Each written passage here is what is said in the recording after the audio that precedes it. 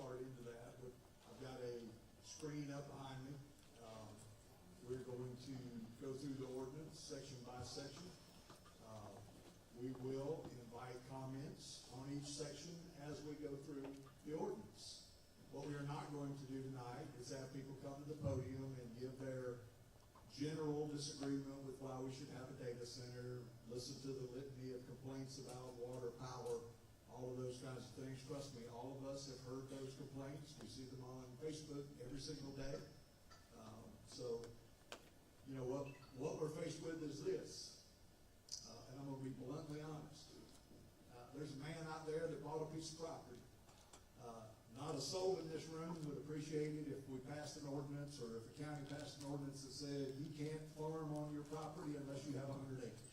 Oh, y'all would go nuts. Everybody would go nuts. I couldn't have a garden in my backyard. All right?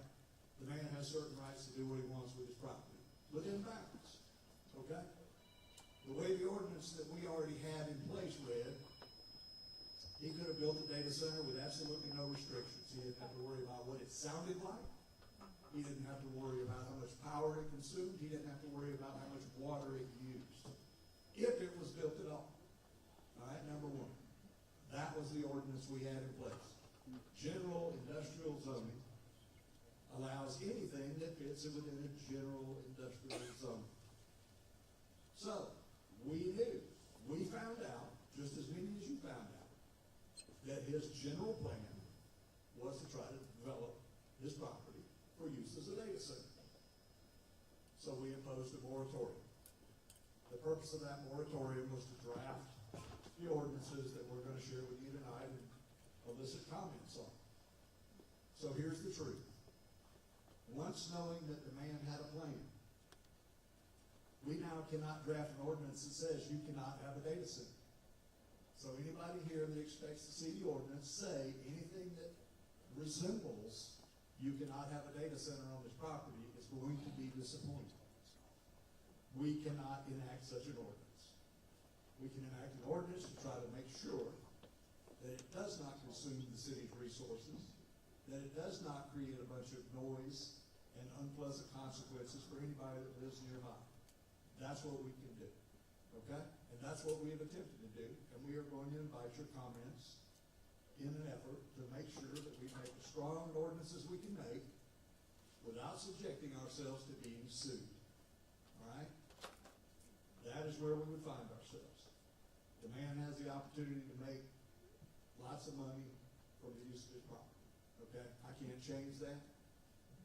I can't do anything about that. But if the city of Byron tells him you can't do it at all, he will sue us.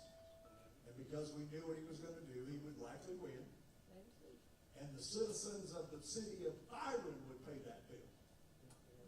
So if there were a judgment against the city of Byron for $40 or $50 million, not a single soul of you who owns a house inside the city of Byron would ever be able to sell that house. We'd have to raise your taxes by about 10 times what they are now. And you'd be paying those taxes, or you'd be walking away from your house. You'd never be able to sell it, because who the hell would move here so they could pay that kind of money on a house? I mean, I can't do that to the citizens of the city of Byron. And here's the other thing. Those of you who live in Crawford County, or out in unincorporated Peach County, Miss Mary, you wouldn't pay a dime. You wouldn't be called upon to pay 1 penny of that judgment, because your county taxes wouldn't be affected. The judgment wouldn't be against Peach County or Crawford County. It would be against the city of Byron. Okay? Right. And I'm not going to do that to those of you who live in the city of Byron. So, we are where we are. All right? So we're going to walk through this ordinance. Trust me when I tell you that this has been developed in conjunction with our consulting engineer. This has been developed in conjunction with our own personal experiences, having visited and done our own research about data centers. This is developed with reference to many other ordinances in jurisdictions where data centers have been developed. This has been developed with information provided by Tanya Miller. So, with all of that in mind, I'm going to hope that this little technology works. And unless there is a question about how we're going to proceed, proceed, we will proceed. Anybody got a question about anything I've said? All right. So, Mr. Hunt, you want to light this thing up? Pretty good. Oh, there you go. Do I do it with this? Hold on there. This. All right, here we go. I wish I could see it, but all right, I think this is, okay. So this is section 1. Now, we still have to develop a set of definitions, which we intend to work on, but basically what we're going to do is make a set of definitions that provide that the landowner, a data center developer, a data center operator, anybody who has anything to do with a data center is bound by everything in this ordinance, so that a data center operator cannot say, well, the guy who moved the dirt was responsible for that, and we're not bound by that. We're going to make sure that everybody, from the first guy who walks around on the ground surveying it to the last guy running the show, is bound by everything in this ordinance. So those definitions will be coming, we'll have them, and we'll have another one of these forums in the not-too-distant future, at which time we will hopefully have those included, and y'all will be free to comment and talk about those as well. So this is just basically the introduction that says, because we need to make sure that we have ordinances that deal with this sort of thing, we're enacting this ordinance. All right, section 1, that goes through the purpose as well.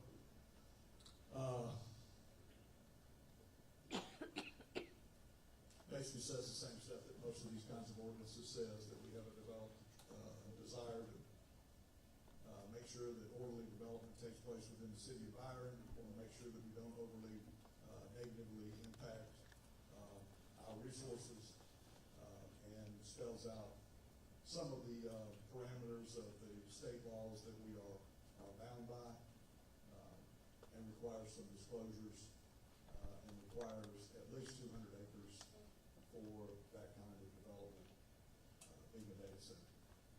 Anybody have questions? Can I have opportunity? Can y'all see this okay? Is there a way to make it bigger, Brian? Anybody? Well, why don't y'all come down closer then? I mean, feel free to come close enough to read it. I don't know how to make it bigger. I didn't make the PowerPoint. So, note to everybody involved, just be bigger. Right. You can't hear me? In the back, are y'all hearing me okay?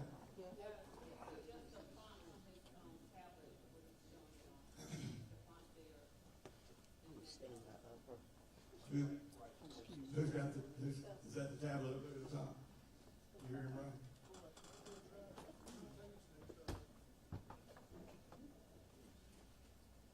It shouldn't, really. Is that something that you put together? Is that something you can just click on something and push the phone?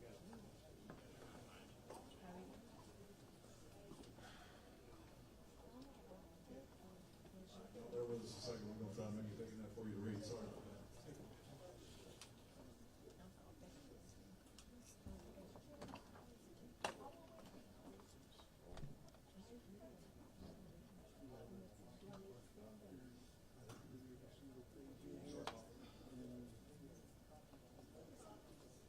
It's going to change.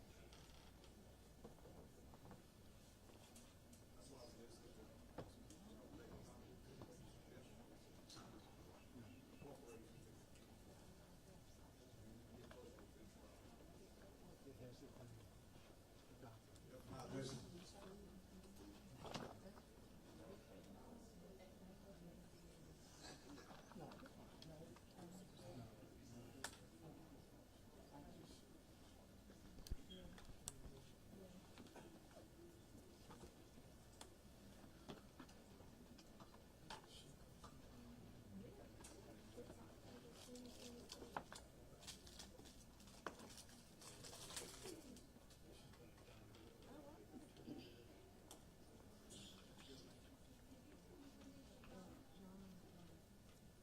Well, they've been being drawn up over the course of the last 6 weeks or so. Slowly, but surely. Where can we get a copy? There won't be a copy yet. I mean, we're trying to take input, we're trying to produce something. I mean, we could have made copies and distributed them tonight, but we'd be killing a bunch of trees for something that's gonna probably change.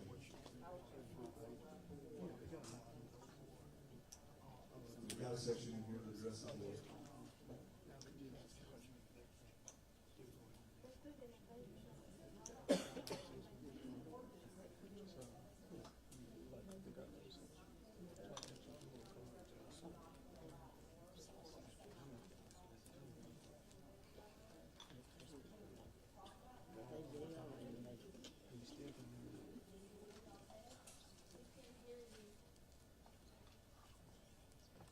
Tell you what, when we,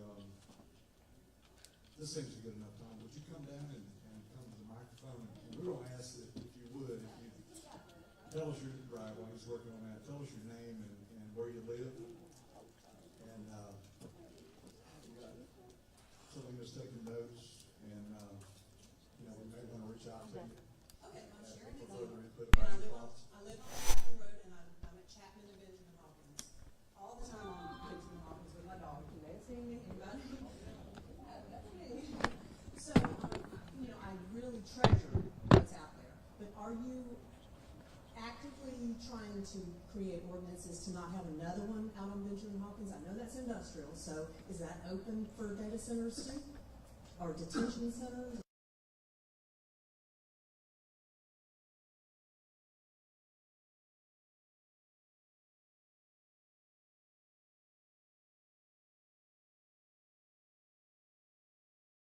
Property that's of sufficient size that can fit within the ordinance and is willing to comply with all of those requirements of the ordinance could develop one theoretically.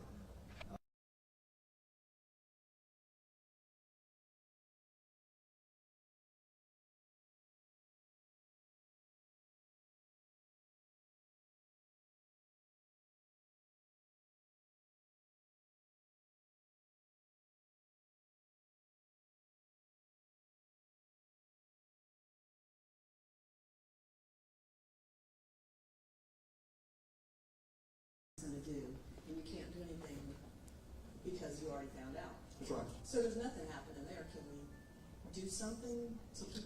Well, that's why we're here tonight, is to Okay. take.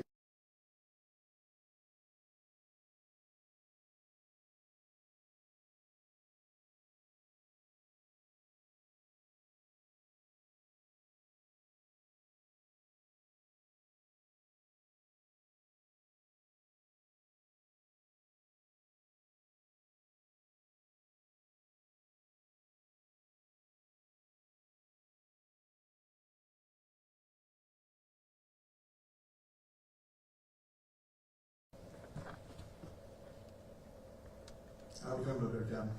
Good as I can do right now. Let's see how good that is. Check, check, check, check.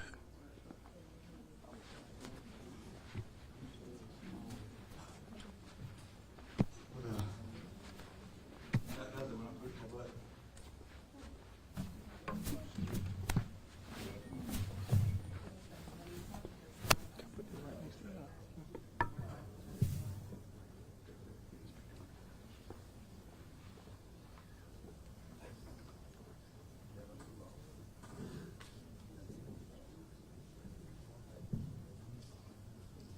Let me go a little bit further on the last comment, and thank you, Councilman Hodges, for bringing that to my attention. There is, as y'all know, the power lines are out there, but there's a limit.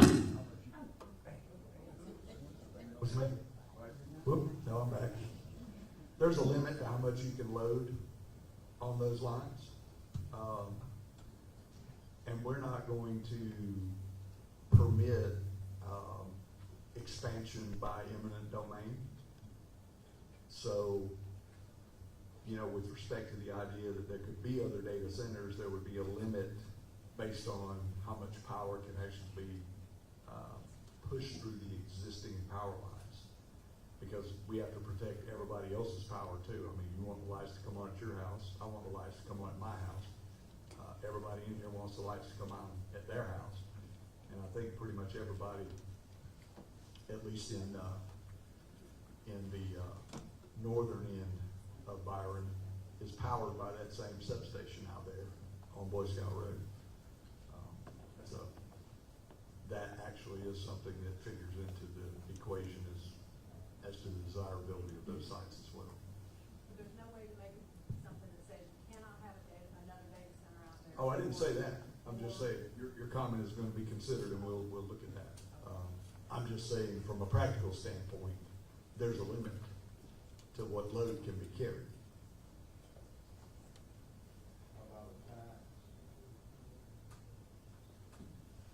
Can you draw up ordinance that says right now, before that happens, to say that there's a limit? Other words, basically. But man, I can't, you gotta come to the microphone, whoever's talking, I can't.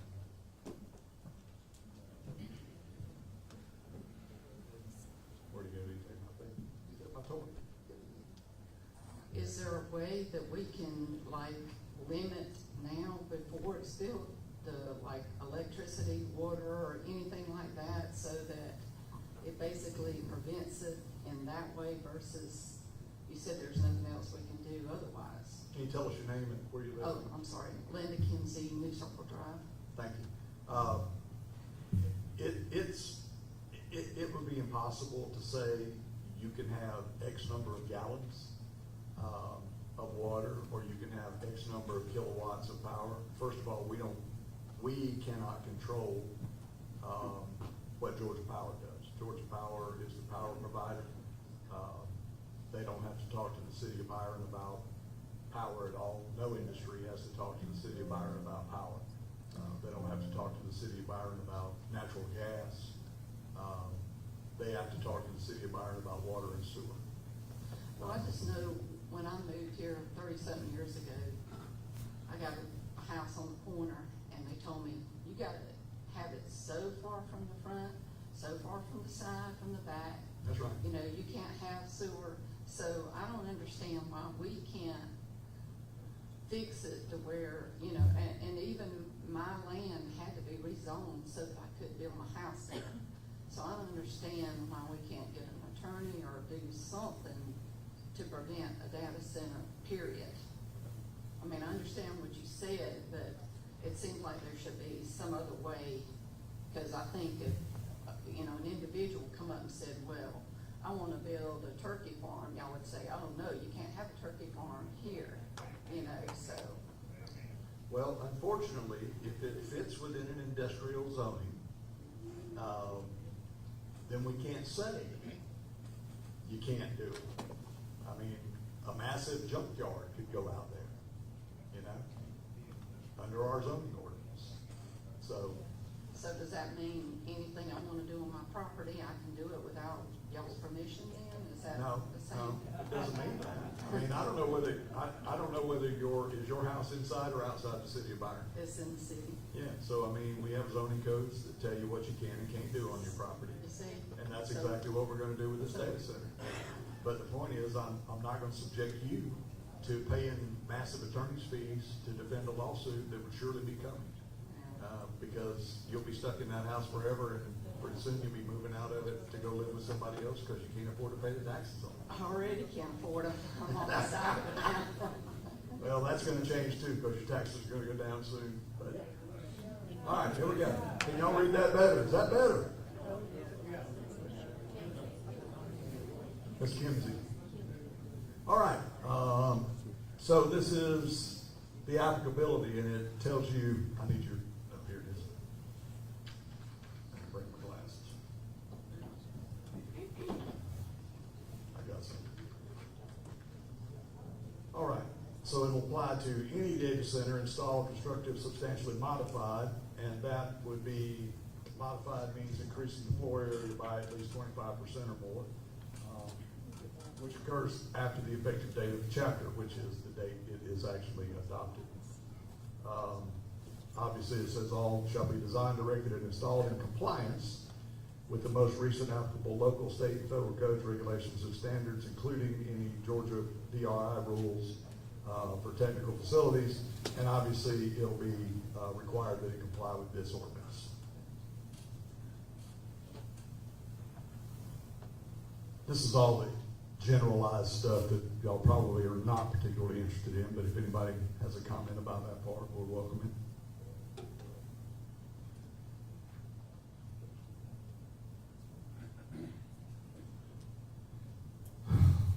This is a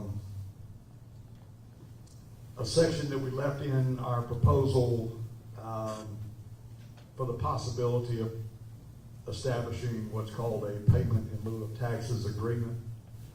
Some of y'all are concerned, and I share your concern with some kind of center that might get out there, break ground, start being built, get one building built, and with us relying on the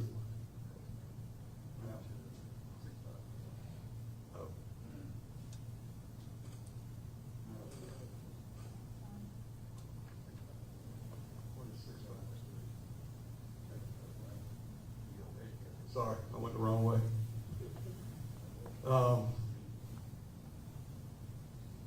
The payment in lieu of taxes idea is that they would pay large payments up front that would cover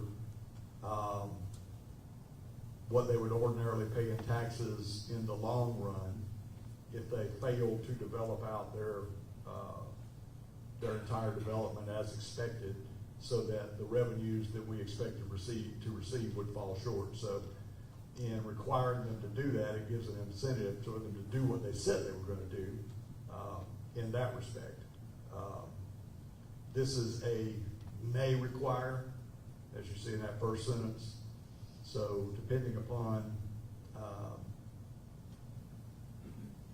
what their application looks like, should anybody file such an application, that sort of thing, it gives the city the option of imposing that kind of responsibility or that kind of requirement.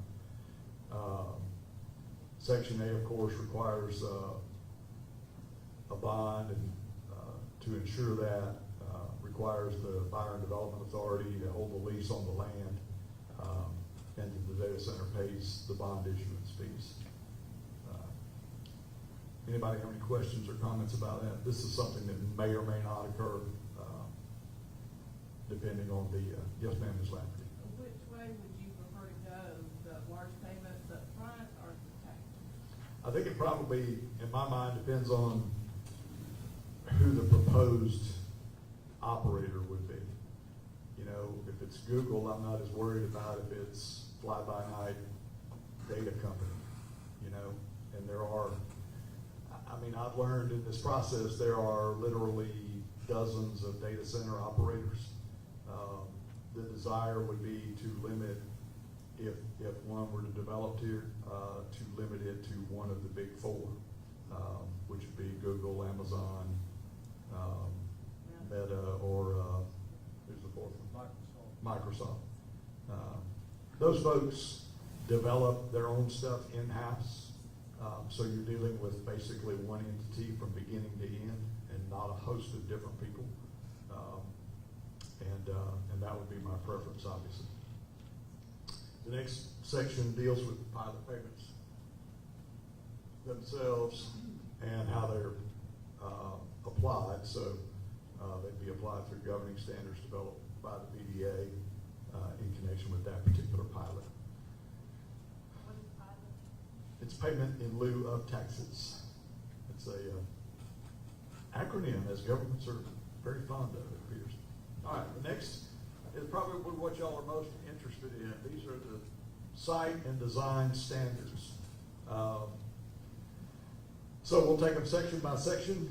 A obviously requires that everything be arranged, designed, and construction so as to harmonize to the extent possible with the character and nature of the site and surrounding properties.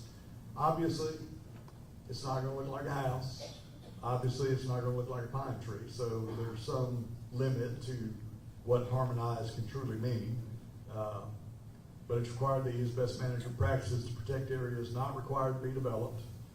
Those areas deemed environmentally sensitive by officials or departments of the United States, state of Georgia, this city, or any other government entity.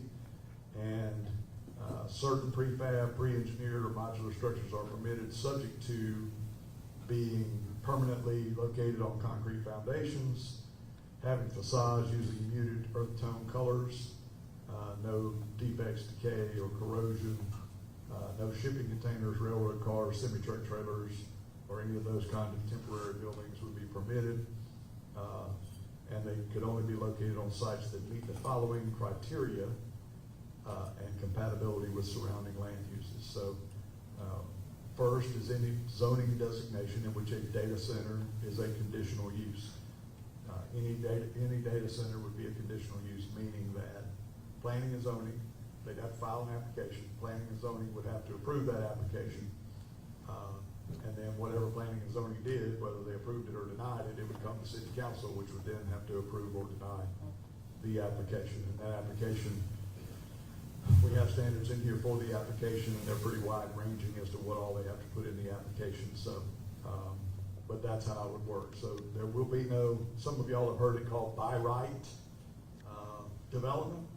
There would be no by right development. In other words, B-Y-R-I-G-H-T. There's nothing in the code that says if you check all these boxes, then you automatically get to build a data center. So it will always require P&Z approval. The second, of course, is the minimum parcel size has to be 200 contiguous acres, unless there's a variance, and I honestly don't see planning and zoning ever granting a variance for that sort of thing, but it would be subject to demonstration of no adverse impacts to adjacent properties and compliance with all other ordinances of the city of Byron. Anybody got anything so far? Because there's a lot in this, packed in this one, so.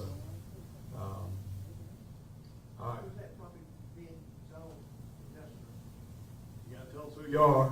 Come on, tell us who you are. Non-gay. Don-Gay, it's been in zone, the portion that is in Peach County was zoned industrial in January of 2025 at the request of the landowner. And I will say that the property across the street from that is zoned industrial, and that's why, and nobody showed up and objected to its zoning as industrial, so that is basically why that occurred. I'm not sure what you're asking me, Mr. Gay, yeah, you would. Well, the zoning code requires, let me ask you a question. Zoning code requires certain things, and our zoning code follows state law. And it requires that a notice be run in the newspaper. Now, I realize that's not particularly helpful because nobody gets the newspaper anymore. It requires that a sign be posted on the property, and a sign was posted on the property.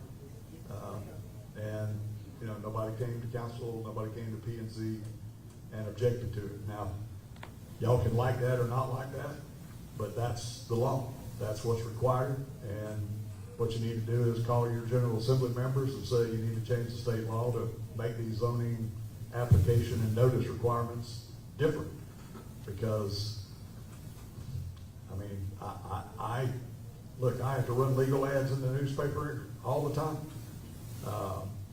And every time I send a legal ad over there, I resent having to pay several $100s for an ad that, nobody sees because nobody takes the written paper anymore. But a lot of people do have papers online. I don't know if is Leader Tribune online now? Yes, it is. So Leader Tribune's online, so you can read it online, and they post their legals. They print every Wednesday, and the legals are in there. So everything was done in accordance with the law. All right? Yes, sir.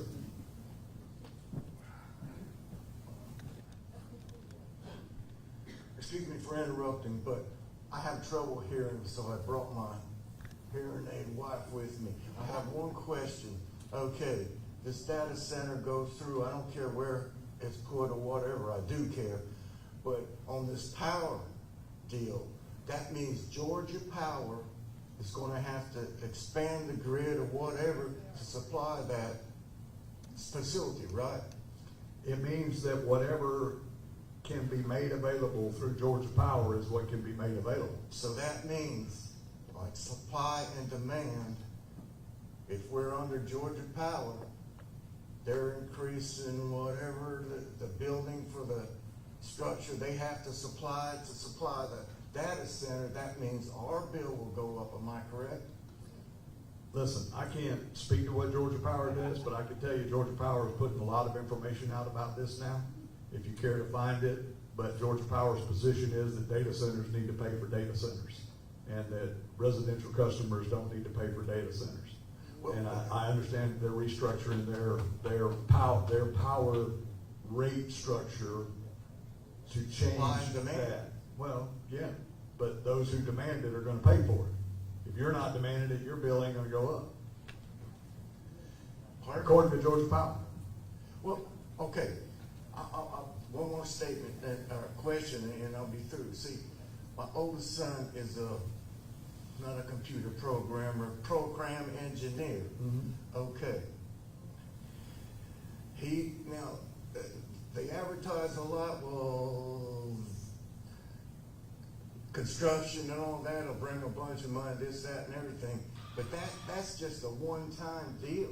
After they move out, that center can practically run itself with robots. And it's just a lot I don't understand. But I appreciate you, because I can't hear. I understand. Good. And listen, I'm gonna be honest with you. A lot of people make a big deal out of the fact that data centers don't necessarily employ a lot of people. But I'm gonna tell you, the economic impact of a data center from its employees pales in comparison to the economic impact of the taxes and franchise fees that it pays.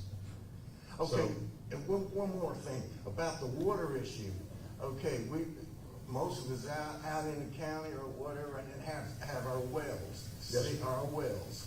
Okay, so this data center would have to have a humongous draw of water, right? Well, And we're gonna discuss that in a few minutes, because we're gonna have some requirements about the water use. I'm sorry to interrupt, but No, you're all right. that's the questions I got to have, and I can't hear. I understand. Tell us your name and where you live, if you don't mind, before you get away from the Pardon? mic. Your name? Richard Hummel, And- Hummel. You live over there off of, Twin Lakes off of Juniper Creek. That's right. All right, Richard, good to see you. Thank you. All right, anybody else got any comments about what I've actually covered here on the paper? I just have a quick question.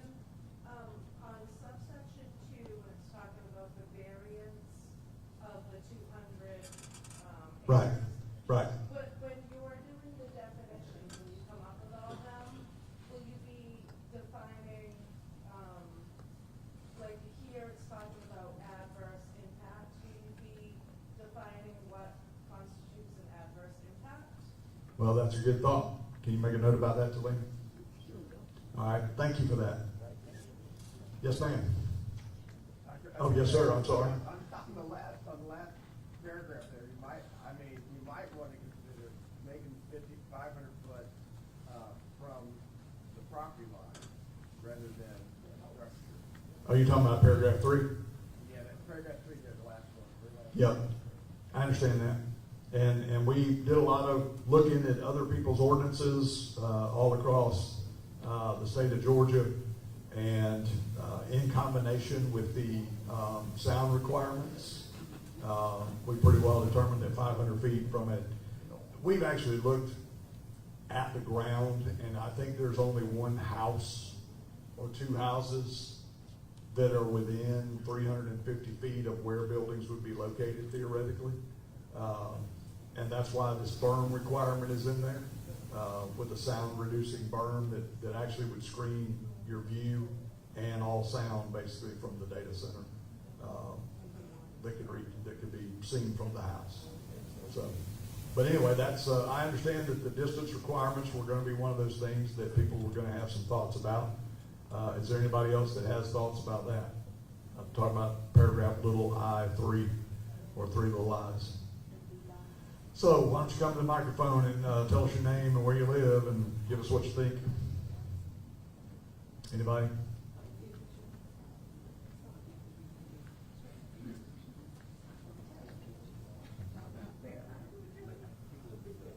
Well, we have to.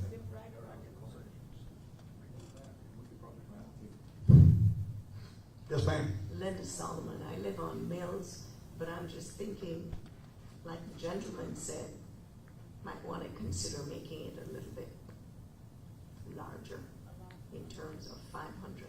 I know you've looked at it, but that's still going to affect folks who may want to sell their homes with it being so close. I understand that. 500 is not a lot. That's correct, and that's why there's also the, as you'll see in here later, there's a section on buffers down here, section 6, that requires, well, we'll cover it when we get there, but it requires a lot of stuff that helps screen the entire data center property from anybody, around it. But I do understand your comment. Obviously, is there somebody else? Yeah, hey, Ms. Mary, go ahead.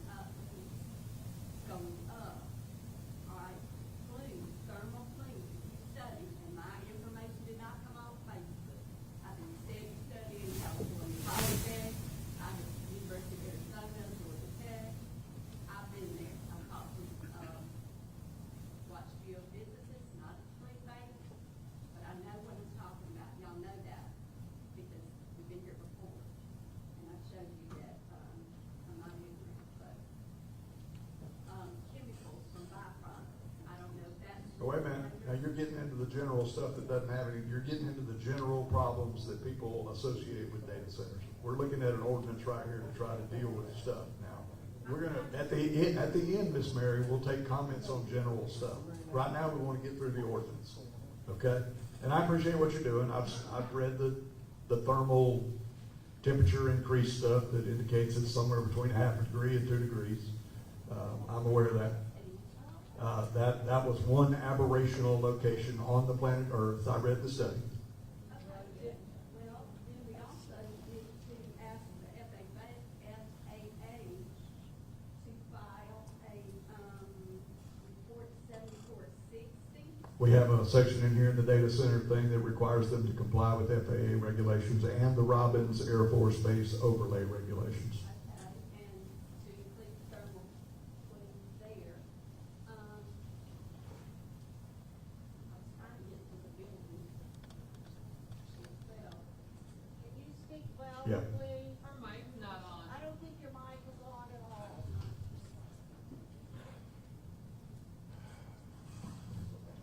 We couldn't hear anything you said. Sorry.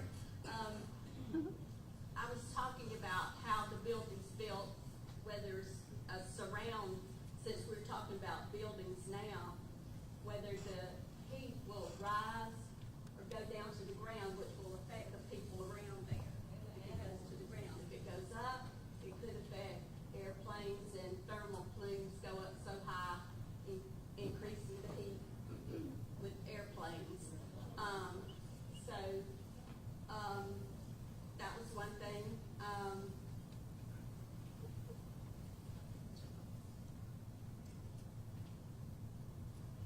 The exhaust mitigation, is that covered in here somewhere? Emissions compliance? All state laws have to be complied with. We have to have a plan. All state laws have to be complied with. Emissions. The diesel and wastewater. Let's cut to the chase.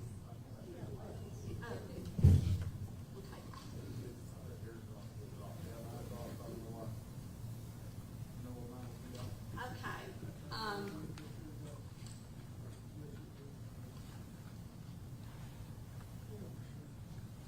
There are exhaust mitigation things that we could be doing. I would say, I would recommend highly, because I think you can see by this turnout that, we are not happy And so therefore, I request an independent committee, non-governmental, no city, no council, no federal government committee member, to do an independent water evaluation to see the depth of the water, how much water's used, the purity of the water, and test the wastewater. Because I know we're paying fines to Macon now for wastewater, and it's No, we're not.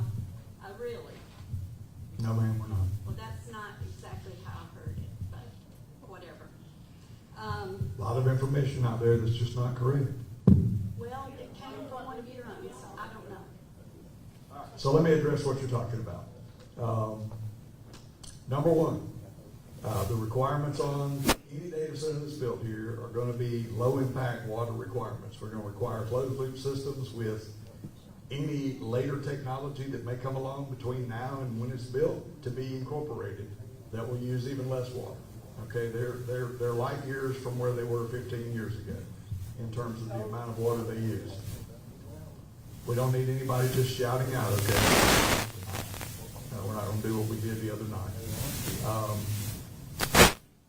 So that's what we're gonna require. This is a tier 3 hyperscale data center, am I correct? We don't know what it is, Miss Mary. Nobody's approved anything. Nobody's applied for anything. But you're We right. have a group of developers who would like to market the site as a potential data center. That's what we have. Well, We don't have any idea what anybody wants to build. We don't know that a data center will ever be built. Y'all can laugh, but, you know, these people go somewhere else. It ain't the first time the city of Byron has watched people walk away. They're not looking at this site and no other site, trust me. well, a tier 3 data center is a hyperscale data center. Okay?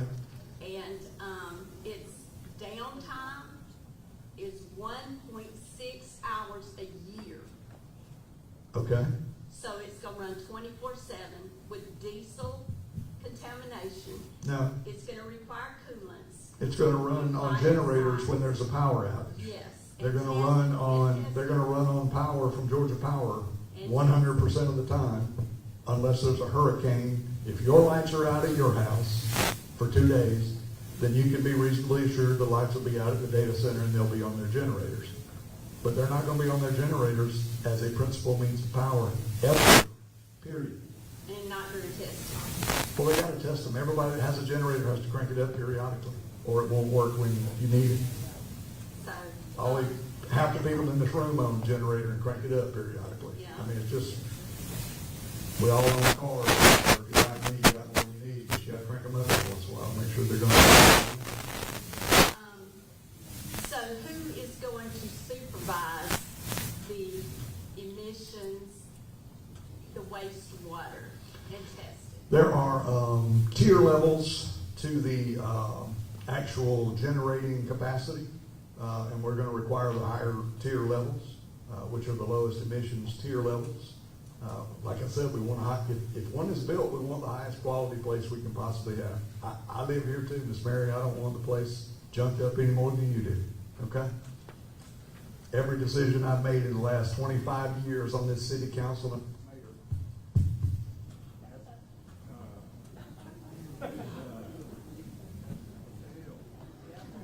this one's dead. Now it's back. Affects me too. Every decision these guys make has affected them too. So we don't make any decision like, you know, just a bunch of yahoos running off. Oh, let's pick this one. Well, You know, we think about this stuff. it affects a lot of people other than you, the decisions you've made. That you're absolutely right. Not really popular, so. But the bottom line is, you know, if it's bad for me, it's bad for you. And I know that. I don't have $21 million, but anyway, Well, neither do I. but maybe you will. One can only hope, Miss Mary, one can only hope. What about our local fire department? Who's gonna pay for extra fire? Is one contest? The data center will, because when the money starts rolling in, we'll have the finest fire department you've ever seen on the face of the planet. And we'll have the best police department you've ever seen on the face of the planet. If they show up. I mean, we've already got great departments, as it is. Absolutely. We got great water as We it do, is. and we're gonna make sure we don't give it all I to want them. my granddaughters to have great water. Here's what we're gonna do. Um, We're gonna require, if it comes, part of the money that comes in will be used to build our own wastewater treatment plant.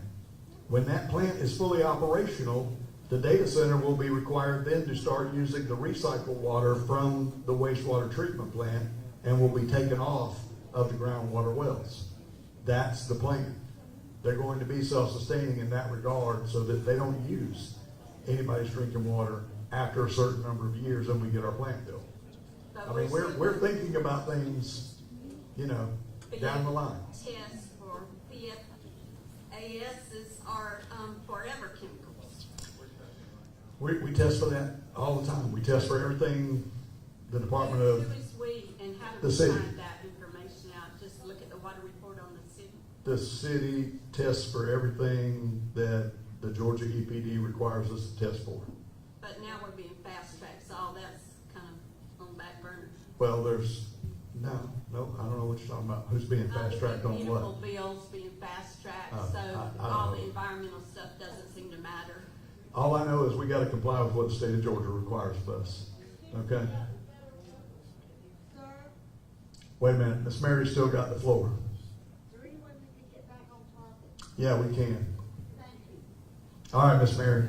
At the end of the thing, you can come up and give your generalized stuff, all Well, right? okay, But, I mean, some of the stuff you were hitting on is in here, we're gonna get to some of it. okay, I We're just just didn't not there know yet. where it was in that page. I understand. All right, Jason, you're up there for a reason? Yes, sir. Just a quick, I think. So apparently we can't run 3 microphones at a time, it overloads the system. I think it'd be easier, especially people in the middle, if I secure the mic. That's a great idea, Wesley. Yeah. Yes. So my name's Jason. I live over on Green Road, about a mile from the Boy Scout plant. And, I just have a quick connect. So I have a quick, correction to make. We were in Roberta, there's a number of us that were at this, planning and zoning meeting last month. And, we were listening to a, Flint Electric, engineer, and he was saying that there is a threshold, and I can't remember what it's 80 or 90% on the grid. When that's reached, there is an agreement that the data center has to switch over to generators. That will be in the agreement. So this isn't whether the power goes down or not. It's when the threshold is reached, they have to turn generators on. That could be any time of the day, at night, whenever. All right, well, I appreciate that comment, and we will get that to our consulting engineer, because I'd like to explore that a little more. And I want to thank you for your comment about wells at the other meeting the other day, because that prompted me to look into some stuff, and it's not in here yet, but I'm going to tell y'all what I propose to do about that. It will be in the next version. All right. Setbacks, we've been through the buffers, as I discussed. There's going to be these, the trees and plants will be required for a depth sufficient to break up sound, to break up visual lines, to prevent being able to really see the data center. What? Am I not back? Did I get off? Oh, is it the next screen?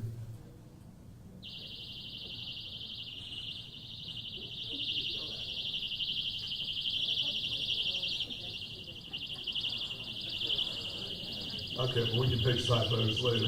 Oh, yeah, I saw that 5,000. That didn't make any sense, but what is that?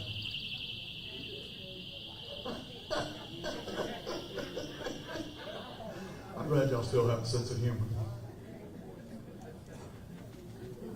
All right, am I still in this same section? Is this still the same section? 10-657. All right, so we can't, I guess because Brian raised up the thing, it pushed it off the screen and now we can't see. Anyway, so where did we go? We got 4. All right, section 5 deals with setbacks 500 feet from the property line, 500 feet from side and rear property line, with a 100-foot thick vegetative buffer all the way around. Number 6 provides that in addition to the required setbacks, the minimum 100-foot wide buffer zone, which is required around the entire property line, 50 feet along the existing public road, including access points from the rights of way into the property. Any buffer zone that's disturbed during construction has to be replaced, supplemented, additional trees and plant materials, which should harmonize with the natural materials that are already there, should be the same kind of plants.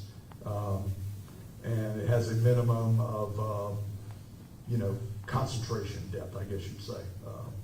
We got most of that from a landscape designer, and of course we're open to that. And I probably, if anybody in here has any particular expertise in landscape, vegetative buffering and design, please reach out to Ms. Sandifer over here. Let us know, because we welcome any input on that. As I said, we don't want anybody to have to see it or hear it to the extent we can mitigate that. Maximum building height would be 80 feet. And then number 8 is what y'all are interested in, or Ms. Mary was alluding to some of this, impacts to infrastructure.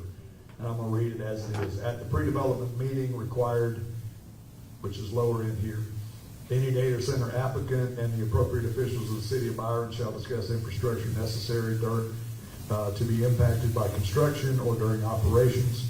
City of Byron shall conduct a study and identify all roads, storm drainage facilities, water and sewer infrastructure, bridges, county and city roads, and state highway or interstate highway access points which may or will be affected or require upgrades and or improvements due to the construction or operation of the data center, and shall prepare a plan for construction of those upgrades necessary to support construction and operation of the data center.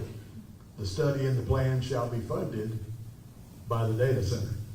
The applicant or the data center then shall be required to fund those upgrades, improvements, expansions, and mitigations identified in the plan. The city will control the planning and execution of all of that. So we're not going to require them to pay for it and turn it over to them to do.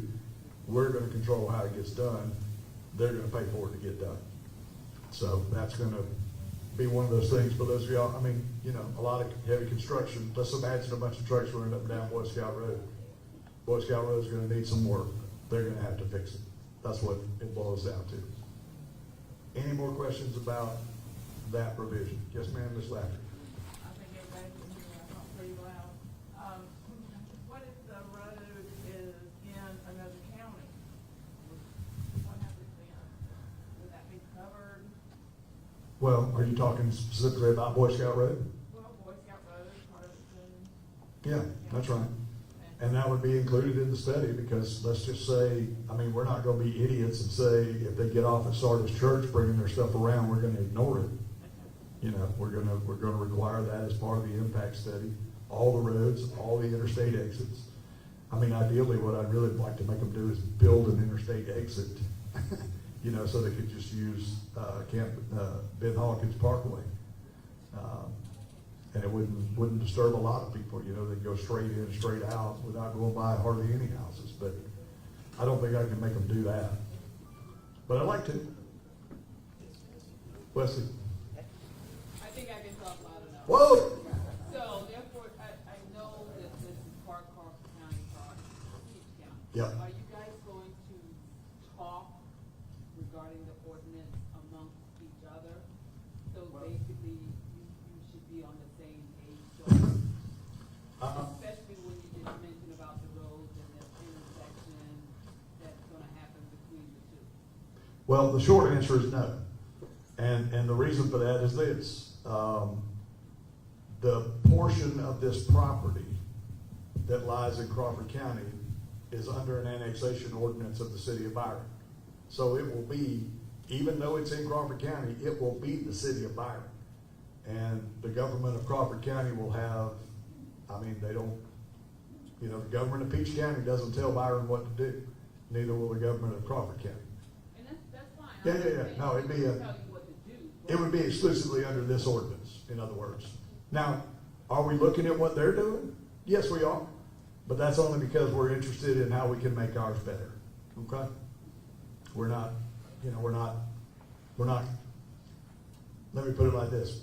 We started talking to Crawford County over a year ago, and Crawford County decided not to talk. And there's nothing we can do about that. We couldn't make them come to the table. They came for a meeting. We proposed a solution which would have given them a say in whatever happened in the area. And we drafted an agreement. It was satisfactory to the city of Byron. It was satisfactory to the Peach County Development Authority. And we sent it to Crawford County. And it sat there for 7.5 months without any response. And, I mean, what were we supposed to do? We can't, it's the old, you can lead a horse to water, but you can't make him drink. So we refiled the annexation and went forward because they apparently had no interest in talking. So that's where we are with that. All right, section 10. Go ahead.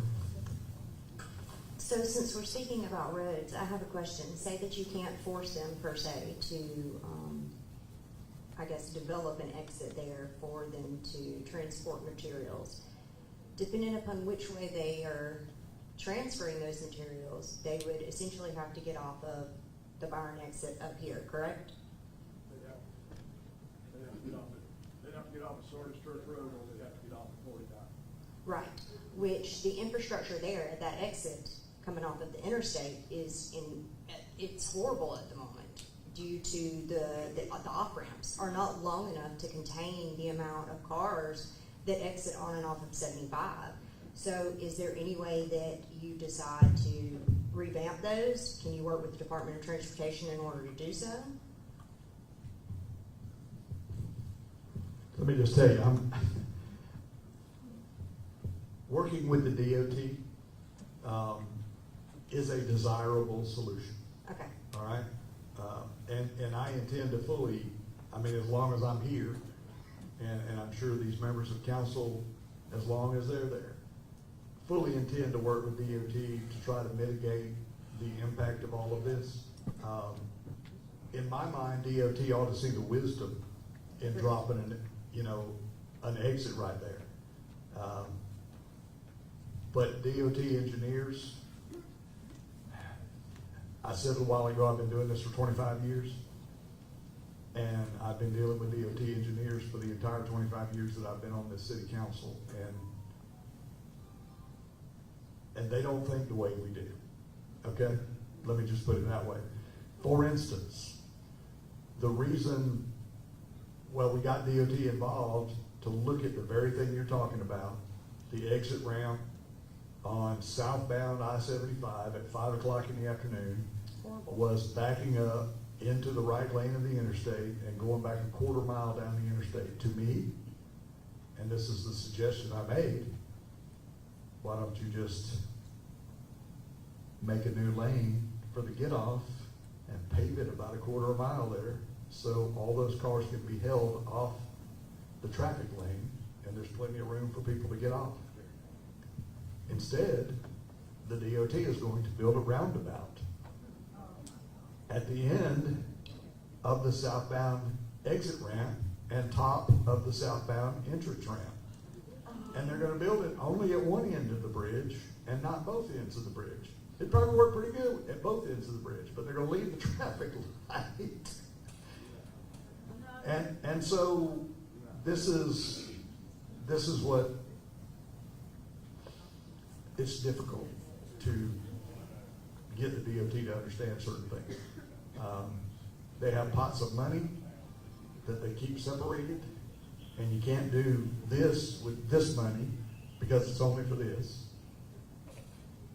We're getting a little off the track, but it is what it is. And I appreciate your comment, and I can assure you I'm going to try to make sure that somehow we find a way, if there's ever construction out there, and it's not going to be just a data center. The thing about data centers, and I will say this is the best thing about them, is they have piles and piles of money they can afford to do it. Your basic manufacturing plant is not gonna have the piles and piles of money to just say, hey, DOT, if you'll let us do it, we'll just build an exit ramp. You see what I mean? So, for what it's worth, there's that. Somebody else had their hand up. Yes, sir. Yes, sir. Earlier you mentioned 2 properties that were inside the 500-foot buffer zone. Can you tell us what properties? I don't know what they are. I'm just telling you. One of the people looking at the overall identified somebody that knows about the building layout. I don't know. I've never seen a building layout. I've never seen what their plan is. They already have, the developer already has some concept design for if somebody will, if Google, Amazon, Meta, or Microsoft will agree to come here, they've got a proposed layout for them. What it looks like, I've never seen. So I can't tell you what properties the buildings are closest to. I'm sorry, I just don't know. Thank you, Dan. Anybody else?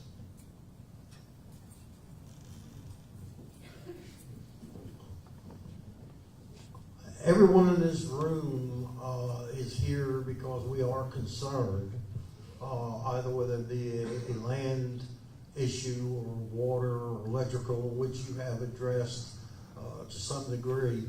One of the things that concerns me is the noise issue. Are they? We can't read that font. I'm about to go through it. Yeah, it is hard to understand.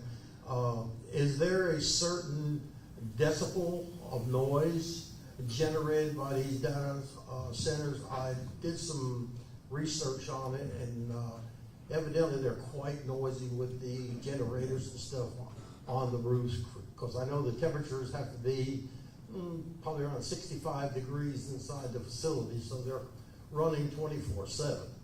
I live in Timber Ridge, which is not too far from the proposed site, and of course it's a wooded area, and everyone in here knows, I assume they know, that in a wooded area sound carries a lot further than it would in an urban area. So I'm wondering, do we address how many decibels of noise this center can put out? Yes. And do you know what they are? Yes, I'm about to go through that. I'm sorry? I'm just about to go through that. Okay, I'm sorry if I spoke. know you can't read it, but that's exactly what this talks Yeah, about. I didn't mean to speak out of turn. You're all right. I just, That's good to see you. You're all right. okay. Thank All you, right. thank you. All right, so, okay. Tanya? So you had mentioned that the Started. maximum height of this infrastructure can be 80 feet. The building. Yay. So, can you give more details about the buffer wall besides there's gonna be trees and it's gonna be 500 feet from a building, structure, residential home? Distance, the buildings have to be 500 feet away. The buffer is a 100-foot thick buffer of vegetative material, trees, other, basically I forget what you call them, but you have a canopy layer and you have a lower layer, so you have, as your trees get taller, you wouldn't have a situation where there's nothing like he was talking about. There wouldn't be that open space. There'd be other vegetation in there to. So we would block the sound. obviously see the building over the tree line? Well, it depends on where you are.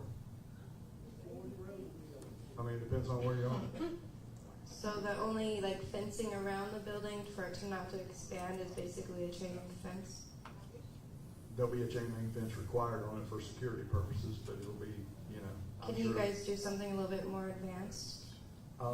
Like what is it, the DRI or whatever you were talking about earlier, they were talking about how there should be a mason structure-y, and I sent Tiffany the webinar this morning, so I hope she sent it to you guys. I can't imagine anybody building a brick wall all the way around a facility like that. I would think that there would be some kind of nicer, more attractive fencing at the front of it, but what's running through the woods, I can't imagine. I could imagine it helping a lot. Well, I understand what you're saying, and I appreciate your comment, and I don't mind looking at it. Because I have a feeling once you let them start there, they're going to expand and then more will probably come. So if you can help keep the little place safe and secure right where it wants to go, And I get maybe it. not even go the 80 feet high like that. Most of them aren't even that high. So giving them that extra wiggle room is not really necessary, and you should require more requirements. As I said, this is the first draft, and we're gonna make a note of that comment. And Because the trees are not 80 foot tall back there. I understand, but the ground isn't flat either, so, you know, Well, we all live in a holler right there too. I understand. I'm just saying, if the ground's not flat, then it won't be the same angle of view from every position anywhere around it. So, you know, that's something we have to look at, you know, as we go forward. But I'm gonna consider that comment because I've had some concerns about the height of the building too. The DRI recommends doing a tier 4 generators. Are you gonna recommend that in the ordinances also? That would be my preference, yes. Your preference, Yep. your opinion. Thank you. Well, you have an opinion too. Some of them are pretty strong, I've noticed.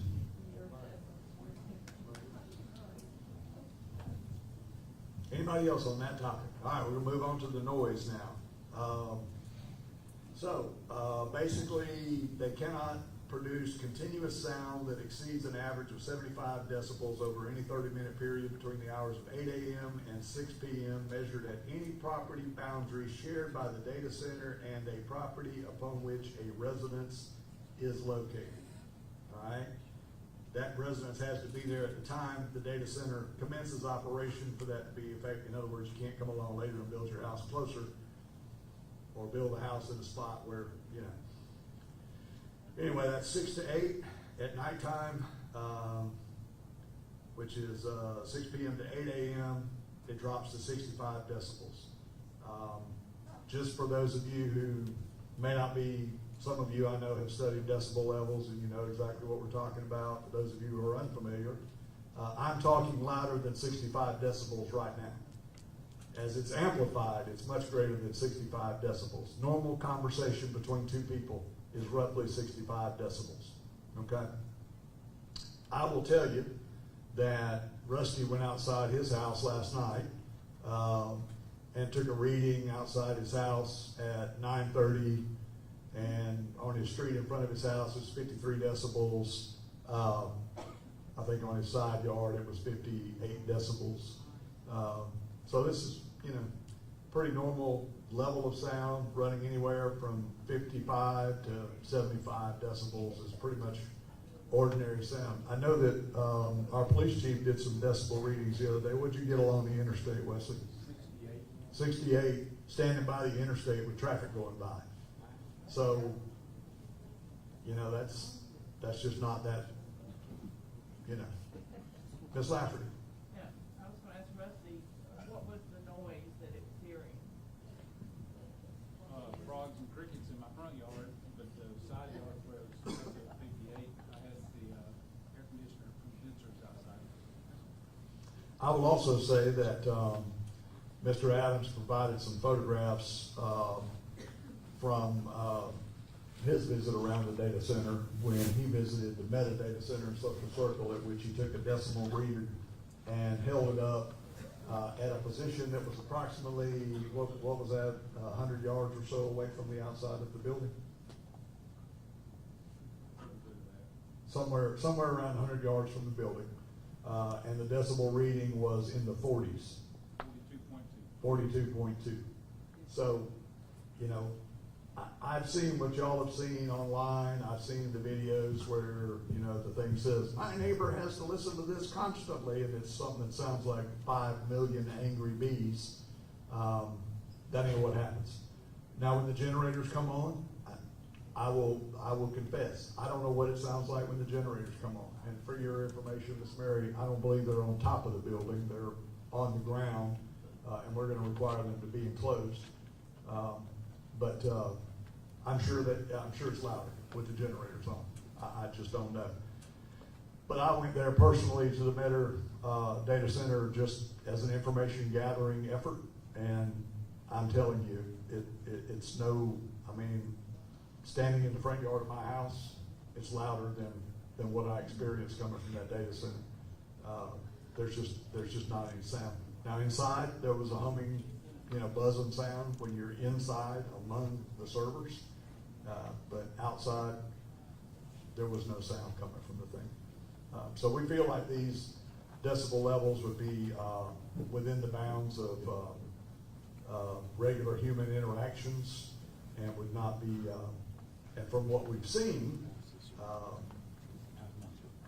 they're actually much less than that when they're in operation. Now, obviously, during the construction phase, whatever is built there, whether it was a distribution center like Amazon built down the road at Sardis Church, or whether it's a manufacturing plant, there's going to be a period of construction where it's going to be an annoyance, data center or anything else. So there's that. Now, Jason, you got a comment on section 1? Yes, sir. Go ahead. So before coming back to Middle Georgia, I used to live in El Paso. I was actually 400 feet behind a bar called Gringo Theory. And they played some of the worst music you could ever imagine until 2 a.m. every morning. And that was the only time in my life I ever had to take migraine medication. I had literal migraine medication to help me get through the next day of recovering from the bass that was traveling through my house. I went to city council numerous times over bass, vibrations, everything. And when you talk about the decibels, well, I mean, Mr. Rusty, what were you is your measurement in dBA or dBc?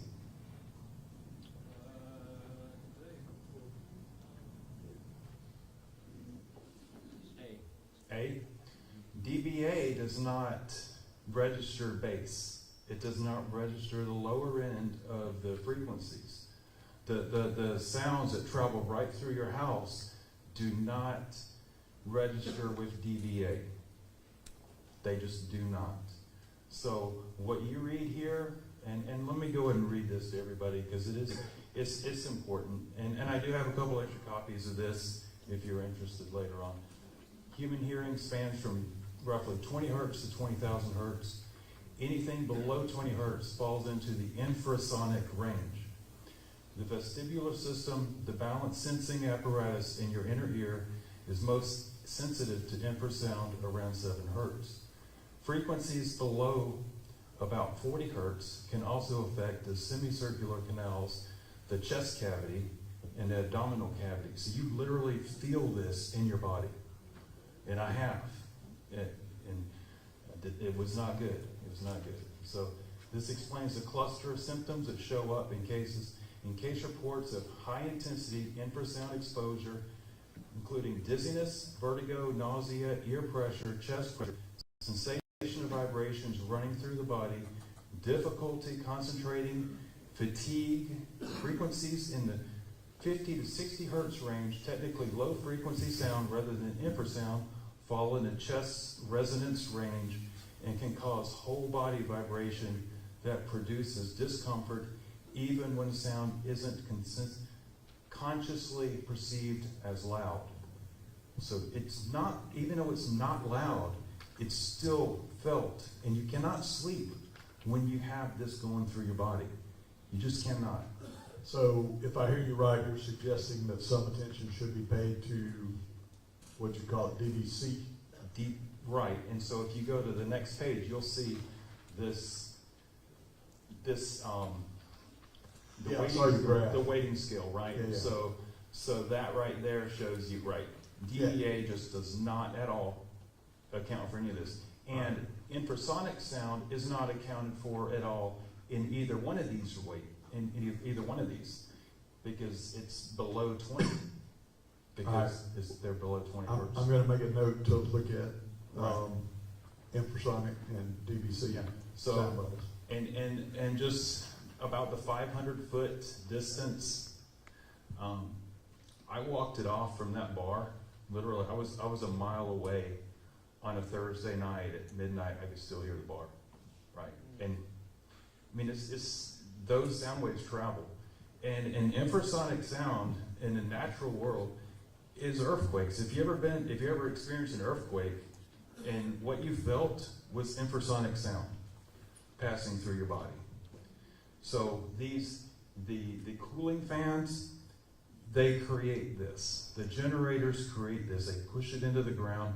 It can travel through the earth into your space, miles away. You know, it's the bigger the data center, the bigger, the more expansive it is, the more units that are operating in it, the more power that's going to be pushing out to everybody around it. And that's pretty much what I have to say about that. Thank you, and we're going to tell you guys that. Okay. So we'll look at that, Jason, and I appreciate that comment. Somebody else got it? Oh, Russ, yeah, go ahead. I'm assuming what you're talking about is like sitting at a red light and the guy next door has his car radio wide open and that boom, boom, boom. Right. That, you can feel that. I'm assuming that's what you're talking about. All right. I have my personal meter. I went to the Boy Scout camp on June the 8th at 4:08 p.m. It was 41.3. I went again after our council meeting on June the 9th at 9:50 p.m. at night, and it was 51.7 decibels. But that is dBA. My meter does not read the dBc, so I don't know what that is. Right.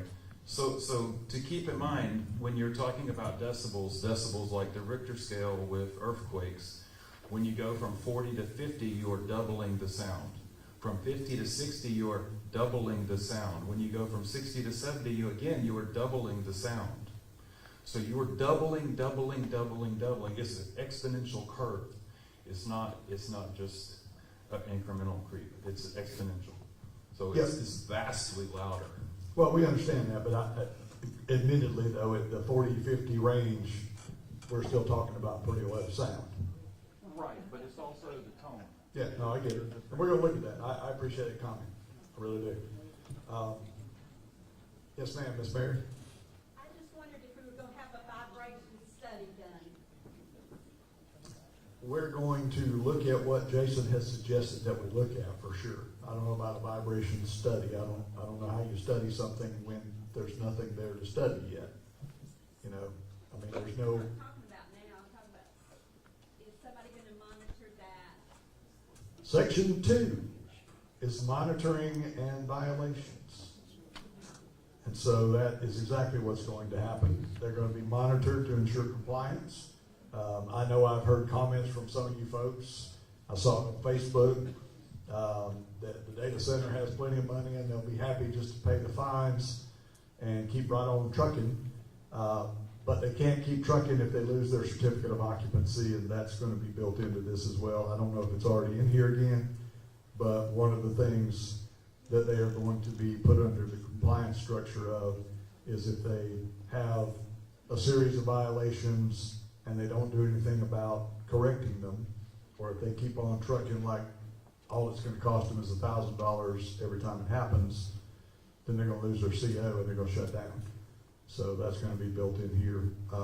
We're also building in a requirement that they waive the right to sue the city of Byron for any violation of anything in any of these covenants or provisions, that they agree to comply with them, and they can't come against us and say, no, this is too onerous, no, you don't have the right to do this. In applying for a land disturbance permit, they're going to have to sign those waivers. And that's why we have to make, whoever the applicant is, that has to apply to everybody in the entire chain. So, I mean, we're serious about making sure that if they do build one, it works as well as it can for everybody concerned and makes as small an impact as possible.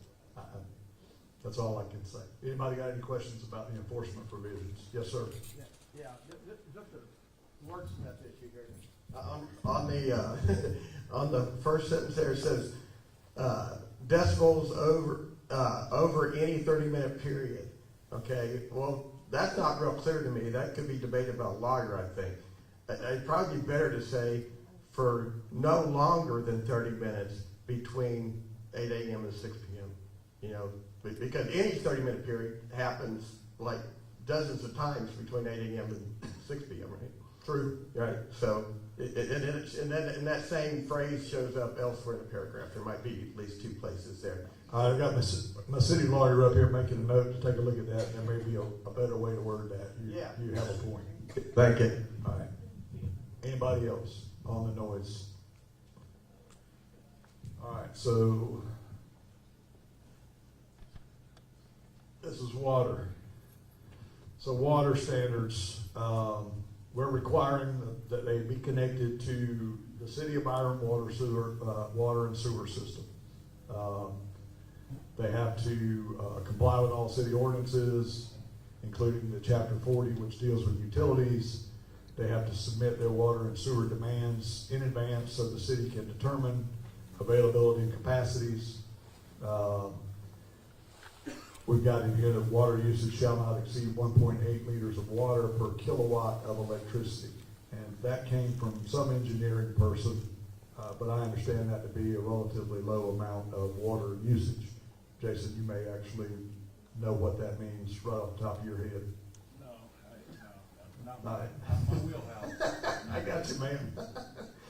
All right, closed loop and non-potable recycled water systems shall be preferred. I think we're going to probably change that to be required. It's already been changed in the PowerPoint, not in my version. So, no discharge of cooling water into public sewers without pretreatment to EPD domestic waste standards. Pretreatment may not be required based on effluent discharge constituents. It just depends on what's actually in the water, basically. But an industrial pretreatment permit will be required, and the effluent will be monitored.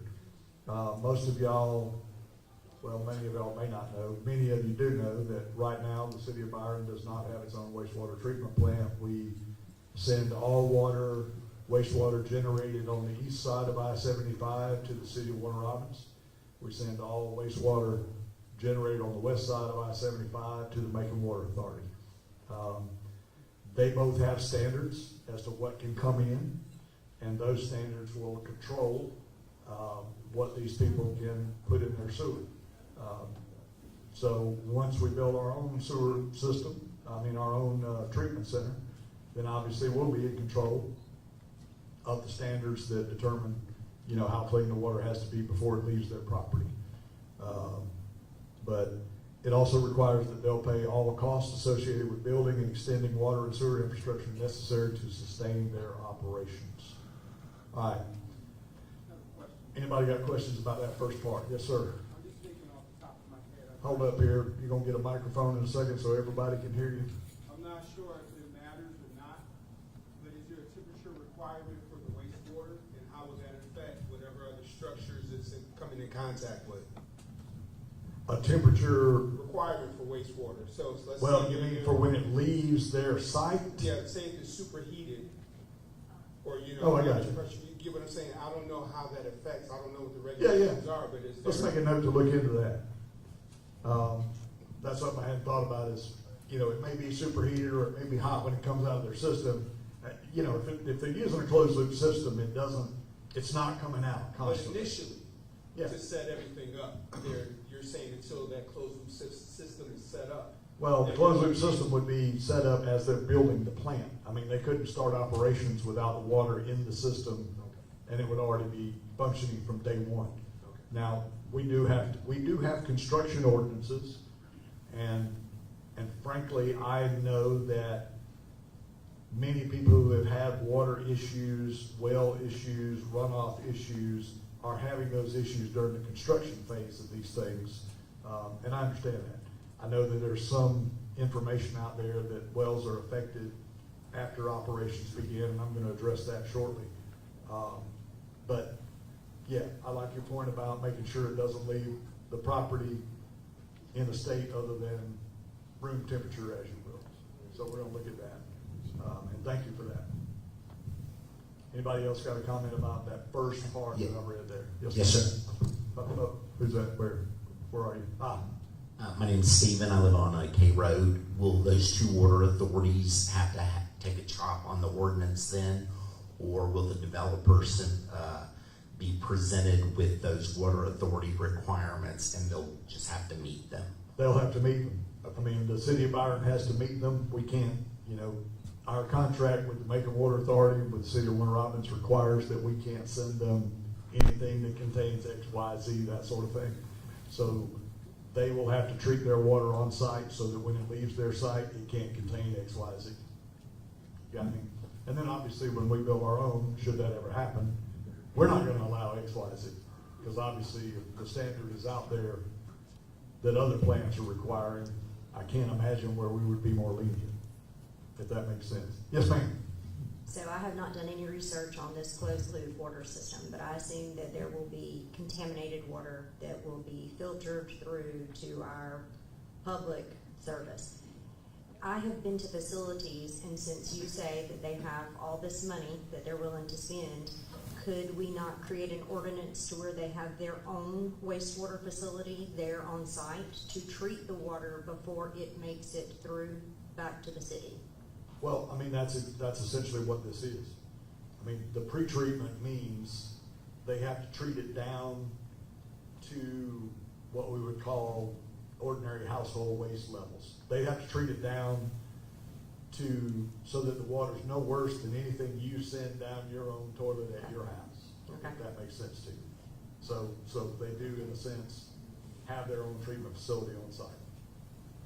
Will there be I guess someone that checks on that, someone from the city that goes out there to make sure that their facility is up to code and works properly? And Yeah, they're not gonna start operations without a thorough inspection by the consulting engineers and others who, they won't get a CO, in other words, until their plant passes, they can show us that they've done everything that meets the requirements of our ordinance, if that makes sense. I think what she's really trying to say is that once it starts, you're gonna monitor it once they bring it up. Will there be continuous monitoring of what they're putting out? Yeah, we're gonna have to monitor it because that is the one situation where we can get in trouble with those who take our water, our wastewater. And we're not interested in paying fines. That's just the bottom line. Ms. Lafferty, were you holding your hand I up? was just wondering how, when they dispense this wastewater to Macon, how are they gonna pay for that extra? How are we gonna know how much extra that they're putting into the waste system to make them pay for it and not the citizens? Well, we'll meter their water leaving their So facility. you'll meter? Yeah, we meter it anyway. We meter everything that heads to Macon anyway. It's like a dual checks and balances deal because obviously Macon charges us per gallon treated. And so we don't want to pay for anything we don't have to pay. Unfortunately, we already do because the Lord sends us rain on a regular basis. And some of that rain gets into the wastewater system. And so there's always what we call inflow and infiltration into the system that comes from outside sources. So occasionally we are paying to treat water that's nothing but rain. But theirs will be specifically metered? But I think that's a great idea that we do need to meter theirs leaving the site, and that might be helpful. We're going to need to establish some place to monitor their water anyway as it leaves the site. So that's a great idea. Let's make a note of that. All right, Jason, you got something else? Yeah, so the last page of this document I gave you guys, the flyer, there's a couple schematics of closed loop systems, and as you can see, there is a circular, the closed loop goes around the servers to the heat exchanger, which is then, water is then passed across a heat exchanger to cool off the closed loop system. And so I think that's one thing that needs to be clear. A lot of people talk about, well, it's a closed loop system, not using any extra water. Well, water's being used all day long to be able to cool the heat exchanger. A lot of that gets evaporates and is blown off into the atmosphere. But it just needs to be clarified, I think, and because that's my point there. Also, back to the noise, real quick.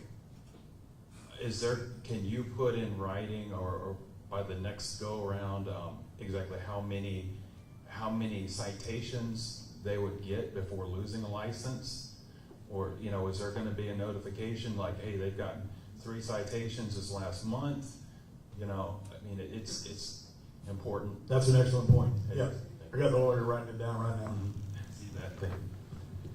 Well, their lawyers are gonna look at it too, and when they're being asked to waive, the right to sue the city of Byron for certain things, I'm sure that they're gonna wanna know, hey, just exactly how many times does this have to happen before you yank our CO? All right, anybody else got anything on what we went through so far, that top paragraph, number 1? All right, the bullet points, obviously their water availability may or may not require a Georgia EPD permit. And obviously to get that, they'll have to provide whatever documentation. They'll have to satisfy us that water withdrawal from the aquifer will not impair local water supply during droughts or peak demand periods, and shall include projected annual consumption. Obviously, the best practices will be required, which includes recycled water where available. And obviously it wouldn't be available right away. But if the day comes when we can build our own treatment plant, that's going to be part of the deal, is that at that point when that plant comes online, they will then be required to switch over to the recycled water, and they will come off the wells. So that's part of our plan to make sure that we don't cut off our own nose to spite our face. Then the water use and monitoring facilities shall submit an annual water use and efficiency report, verifying consumption source, recycling rates, incorporate water efficient cooling technologies, use of water reclamation and reuse, install automated metering devices capable of reporting real-time water usage data upon request by the city, make no direct connection to surface water sources or aquifers. In other words, they can't drill their own well. Can't use any wells that exist on the property. I don't know how many wells are on the Boy Scout property. I know there's at least 1. Those wells were either producing water that wasn't very potable or weren't producing enough water, which is why the Scouts came to the city of Byron in 2017 and asked for us to provide water for them so they could, keep all the bathrooms working, keep the dining hall supplied with fresh water and that sort of thing. So I know there's a well out there. I don't know how many, but they can't use them. They can't improve them. They can't use them. And then we provide for multi-use integration of water resources, separate internal cooling water infrastructure for both potable and reused water. If we supply reused water, they have to connect to it. They have to segregate industrial wastewater from sanitary wastewater prior to connecting to the city. In other words, what they're using in the bathrooms and in their kitchen can't be commingled with what's coming out of their cooling systems before that stuff is pre-treated. So they can be commingled after the pre-treatment stage, but not before. All right, anybody have questions about anything else on that page? Comments? Yes, ma'am. Pam? When you say they can't use what's there right now, how would you know if they tapped into it or not? Well, I mean, we're not going to just never go out there and check on things. You know what I mean?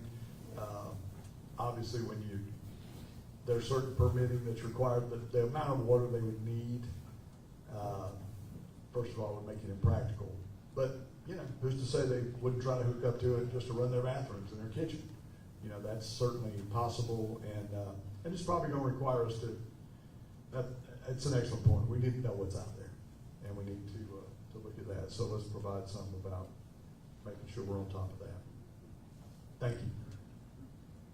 And I appreciate the comments tonight, because that's exactly what this meeting is for, so that we can make this better than it is. The more heads, the better, as it were. Miss Mary?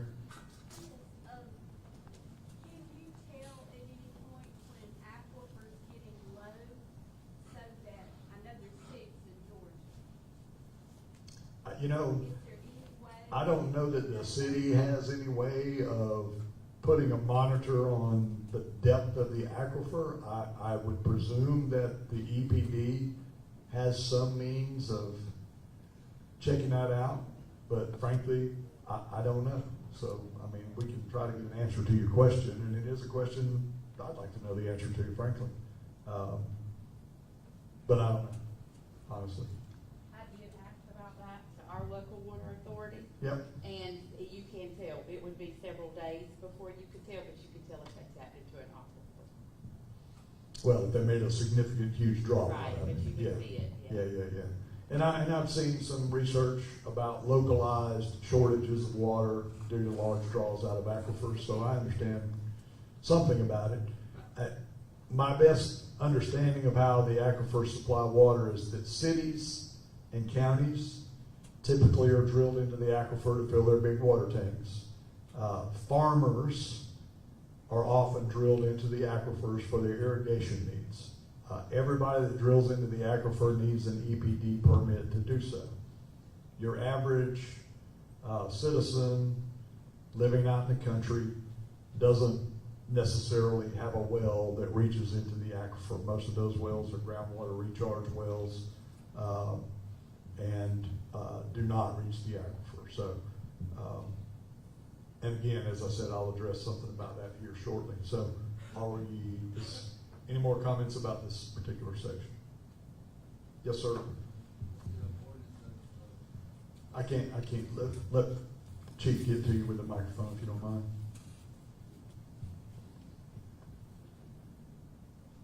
Thank you.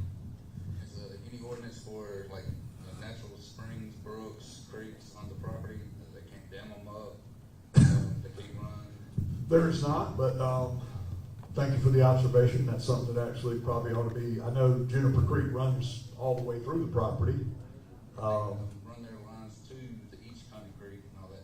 Well, they're not going to run lines to the Itchcock Creek for any reason. They're going to get their water from the city of Byron. They're going to discharge their wastewater into the sewer system. We're not going to permit them to run lines off property to reach, natural water sources like the Itchcock Creek. I don't know that Juniper Creek has a flow that would provide them enough water for anything, useful. But I agree that probably something ought to be done. Other than, I know there are dams up Juniper Creek. There's a lake at where do you live over there, Paul? What's the name of that little subdivision over there? Twin Lakes. There's a lake at Twin Lakes that's dammed up from Juniper Creek. Paul has a lake on his property that I don't think it's full right now, but it could be if he fixes his dam. The Boy Scout camp had a lake that would be there if they had fixed their dam. So in terms of beautification of the property, some natural,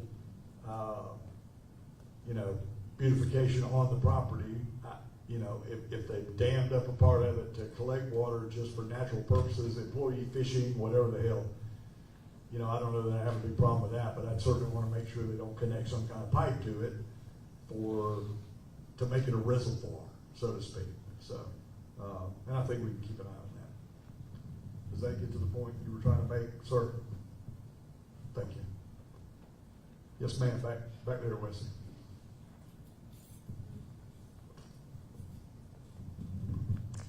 Hi, so my name is Janelle Bailey, and I live in the county. I live on Jones Road, and I have worked at a wastewater utility, the third largest in North Carolina.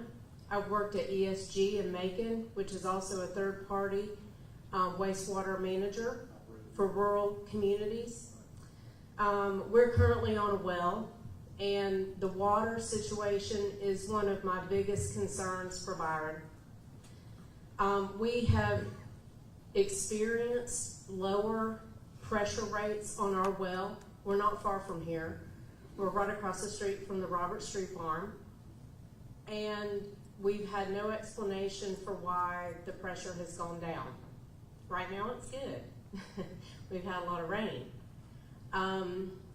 But my biggest concern about this property over here is, number one, the elevation of that property. If you go down Juniper Creek Road, you look like you're going to the beach. It is straight down. When you turn off a Boy Scout road, you go straight down. And if some of you have never been down that road, you need to go down that road because it's an eye-opener. My husband and I did not long ago, just about a week ago.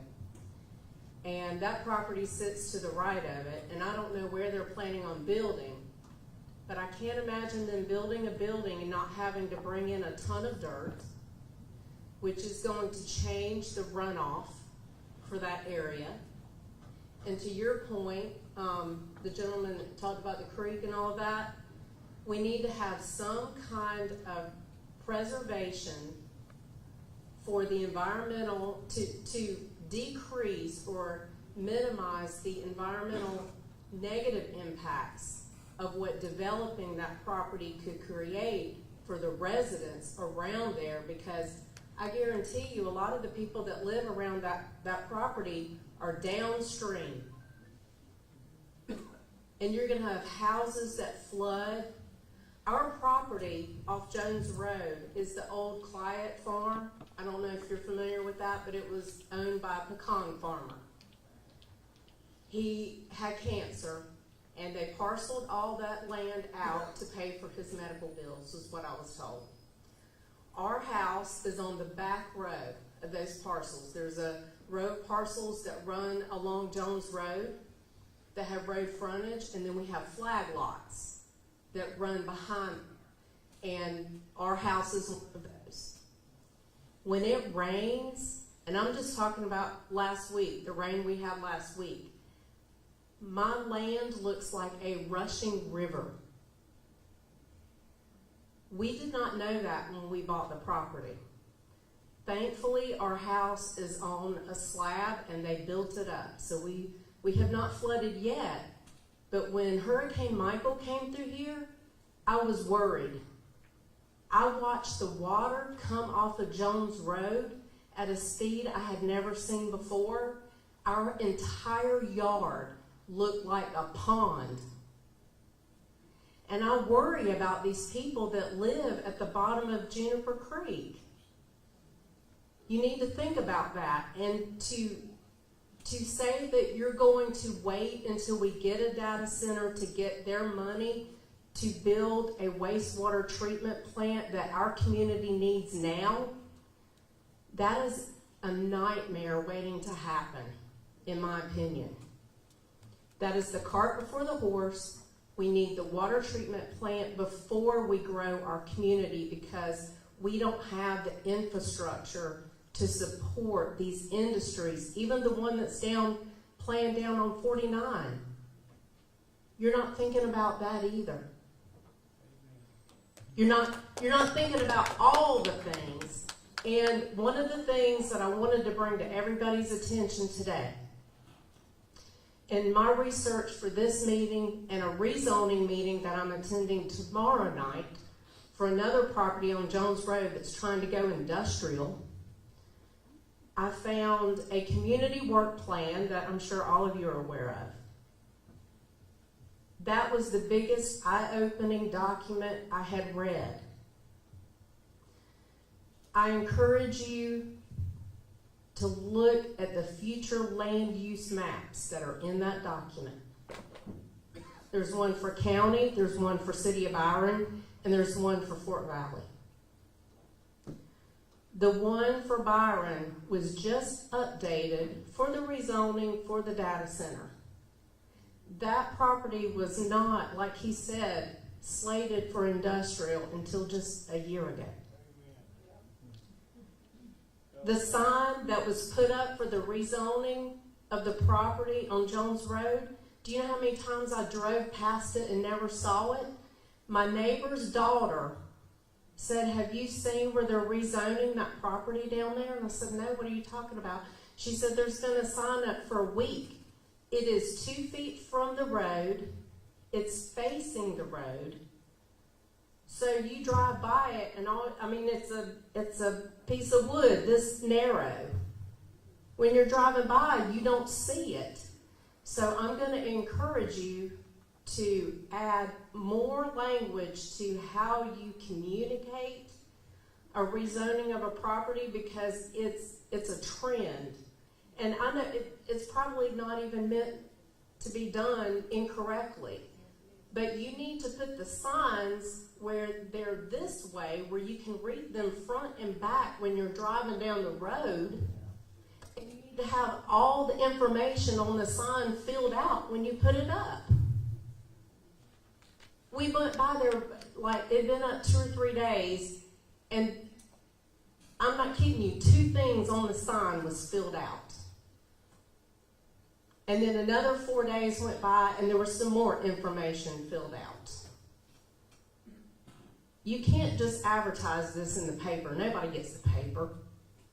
And the community work plan said there was 100 people surveyed. We have over 30,000 people in this county. 100 people? There's 100 people in this room. And I was disappointed. I'm sorry, I've talked too long probably. But I'm just, I might live in the county now, but the way things are going, in a year I'll be in the city. So that's why I'm here. That's why I'm involved.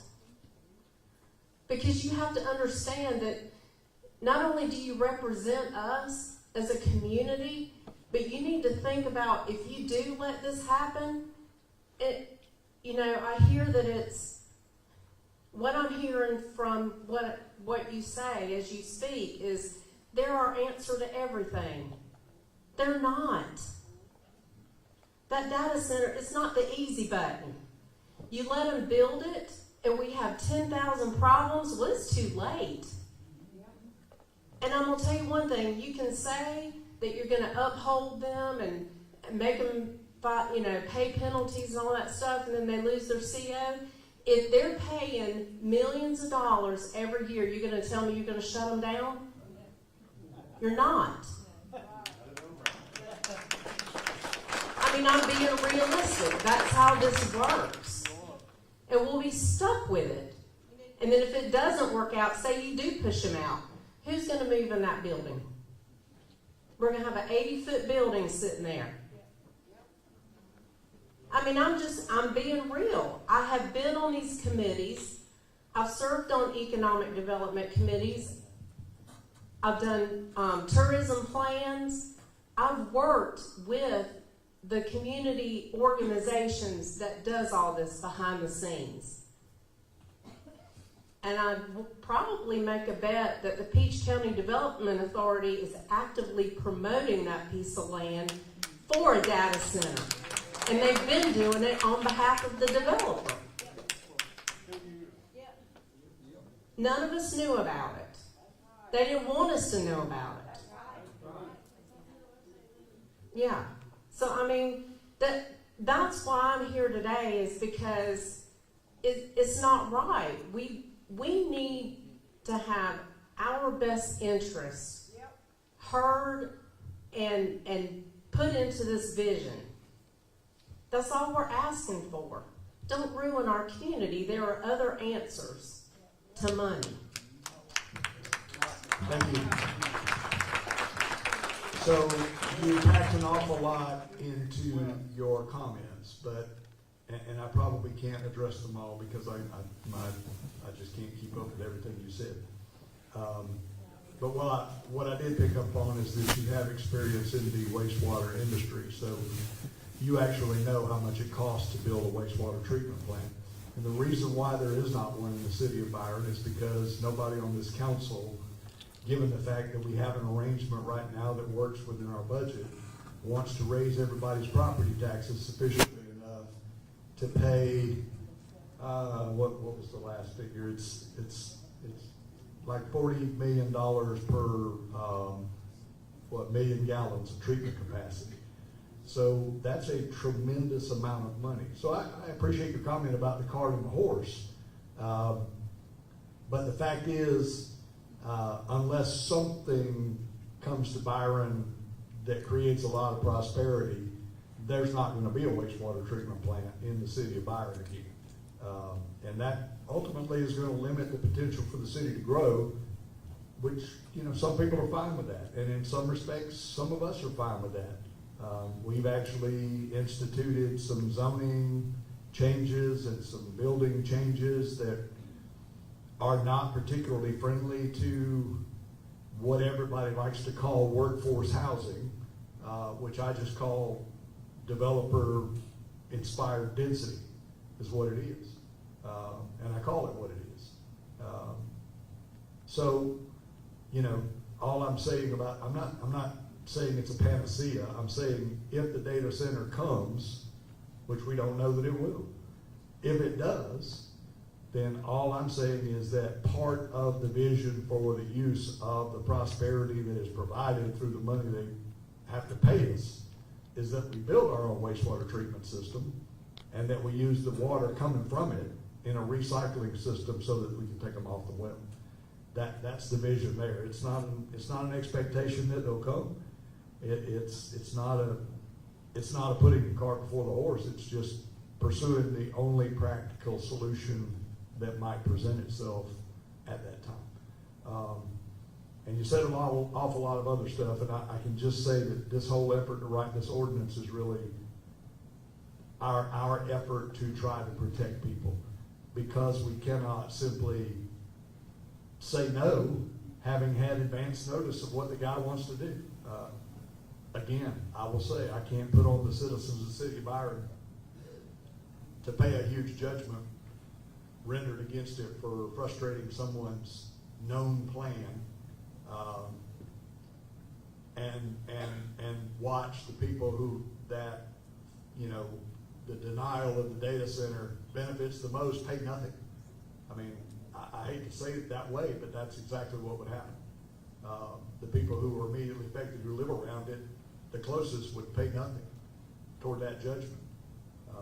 Instructive is a recent case that was rendered against the city of Milton, Georgia. It arose out of a traffic accident that had to do with the maintenance of facilities next to their streets.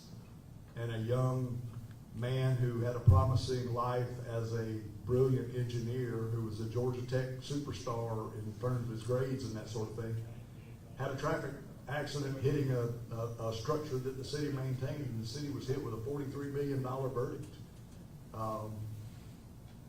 And that's one of those deals where the only way to pay is to raise the city taxes. Now, there's been some further appellate stuff that has gone on, which may alleviate that burden on that city, but ultimately that's the problem. And I can't subject people to that. So we're making the best efforts we can with the ordinance that we can write to make it as palatable as possible. I see your hand, and I'd like to let other folks talk for a minute if you don't mind. So, but I see Steve back there with his hand up. Steve? I want to say something about water. He's absolutely right. You hear me? Well, in and out. I own over 200 acres on Juniper Creek and Boy Scout Road. I know the bottom she's talking about. In 1994, I'm less than a half a mile from the proposed data center. I saw the water over 20 feet high going through that bottom, and it went right through the Boy Scout camp. It went right down there and washed out those bridges and this, that, and the other. And that needs to be taken into consideration. And what about the wildlife? Nobody has even there's endangered species. If I wanted to do something on my property if I wanted to do something on my property like this, the EPA would be all over me. There are many endangered species and federally protected wildlife on this property. It's an ecosystem, and you're destroying it.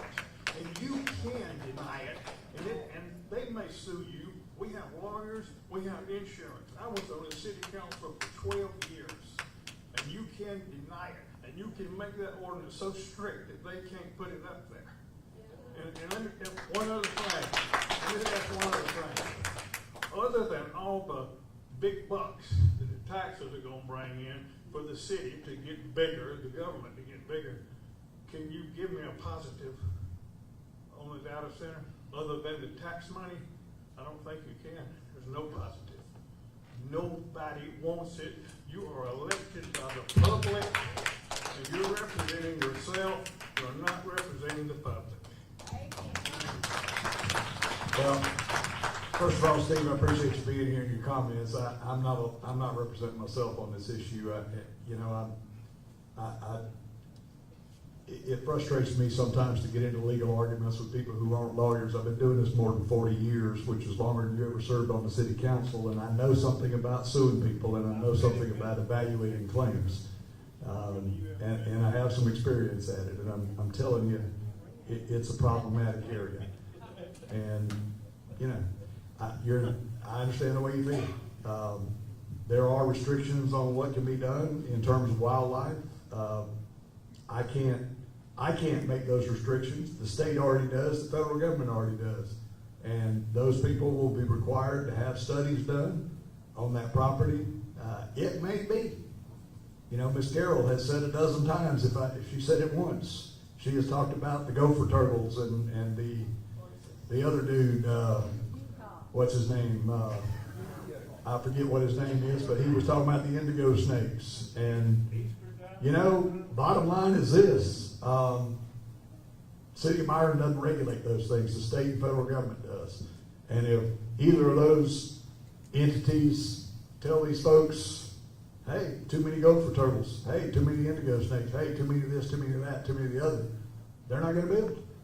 They'll be required to have those surveys done. The state law and federal law requires it. So, that's out of my control. But if state law says there's not enough turtles, there's not enough snakes, there's not enough this, if federal law says that, then there's nothing I can do about that.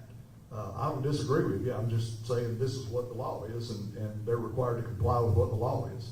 And I'm glad you reminded me, because you had made the point, and Jason made this point, and when we had this meeting at City Council on the 9th, this was the comment that stood out to me.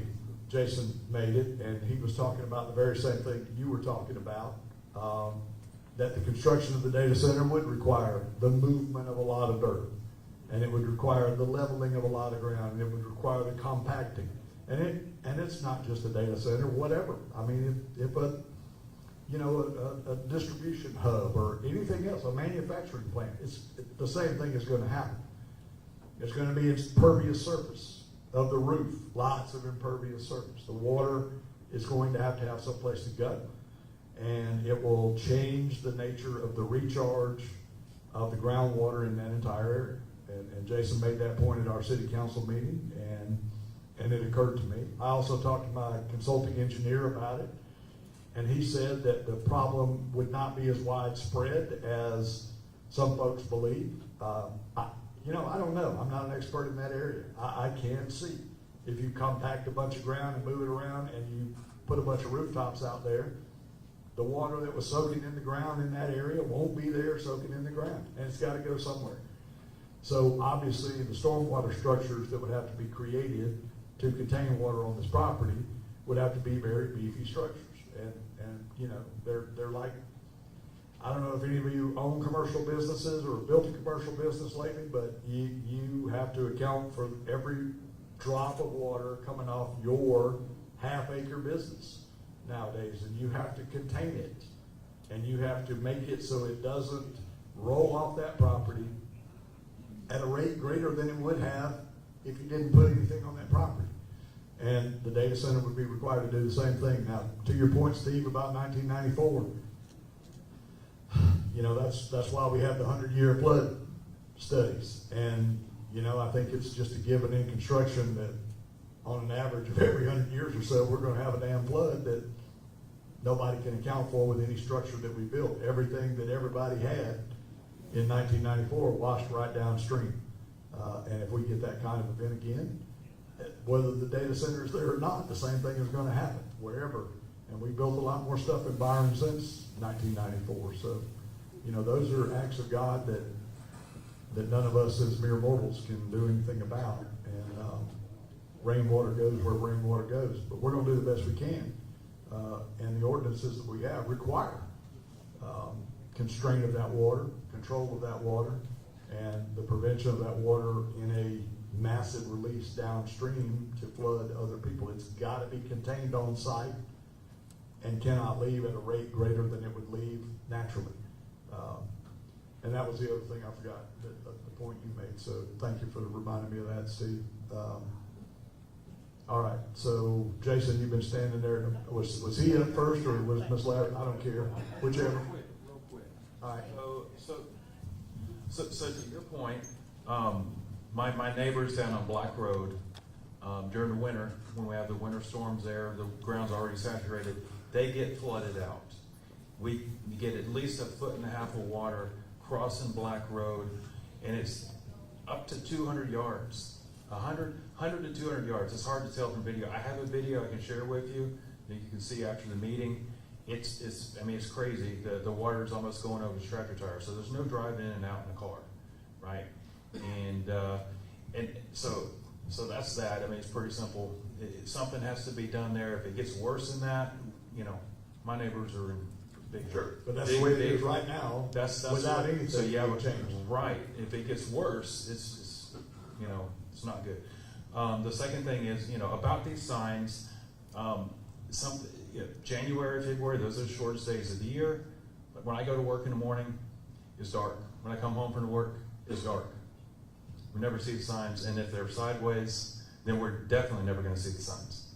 So that's my point. Again, I get that, and I think maybe there probably ought to be something that makes that a little more useful to people. The law is the law, and I can't control. I mean, do I think people sit around and calculate when they're going to file their application so they can file it on the shortest day of the year and make sure it's not daylight long enough for anybody? I don't think that happens. We don't have control over when an application gets filed. So there's that. But I don't disagree. I'm not going to say we couldn't do a better job of making people aware. All right, I'll agree with you, Ms. Lappin. Okay. I'm not going to make a long speech tonight. I can, but I want to take us back to the point we were talking about with the water. Has anybody addressed retention ponds? That's what I was just talking about. They'll have to have some kind of on-site detention to keep water from rolling off that property. Yeah.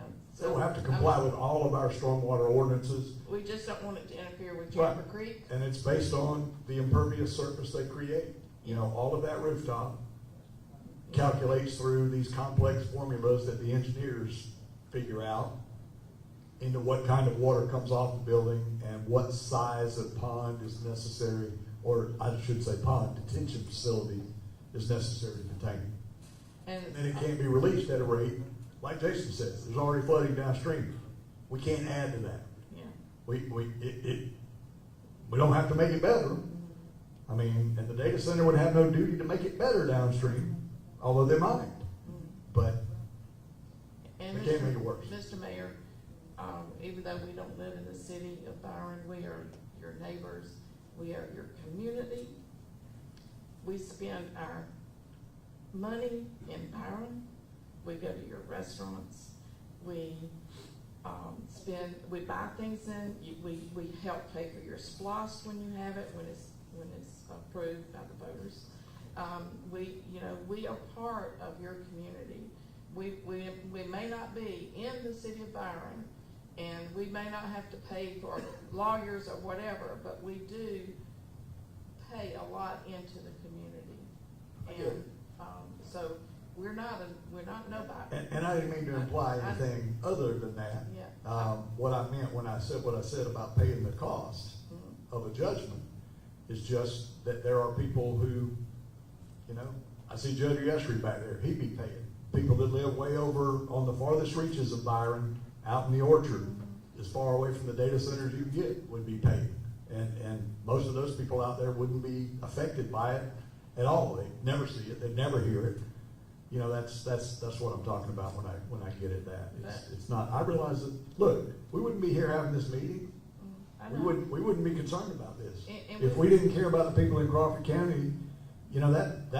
This piece of property is on the edge of Byron, where hardly anybody that lives in Byron would see it or hear it. And that's right. And we didn't see it or hear it because we're in Crawford County. But my point is this: is that we could have simply left this ordinance alone, and the data center could have developed any way it wanted to in an industrial zoning, and, you know, not been concerned about the folks over there in Crawford County. And we're But we thankful. are. We're But we are. thankful for that. We're thankful that you are letting us give some input, because we've already been through this in our Crawford County planning and zoning already. We discussed a lot of these issues already, and Right.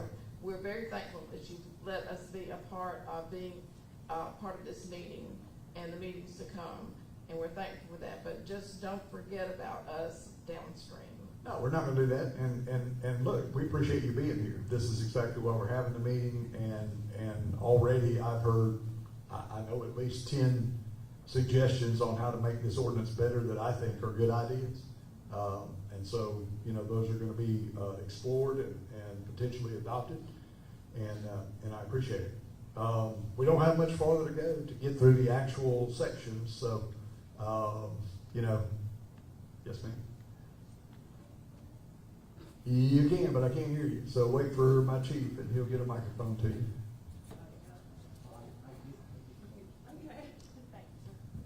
You're not gonna say what's already been said, are you? No. Okay. Nope. I'm actually going to address the people in the room in this portion of the room, as opposed to the people in front of you. These people work for us. They work for us, whether they're county member, county council, city council, or mayor.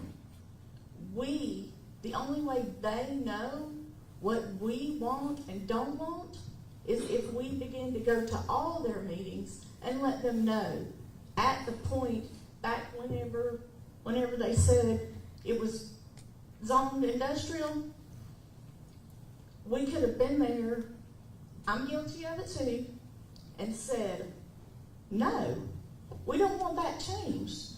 We want it to stay the same. But they can't know what we want and don't want unless we are there letting them know what we want.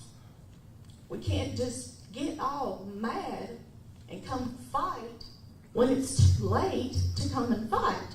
We need to all be there to fight before it gets to this point.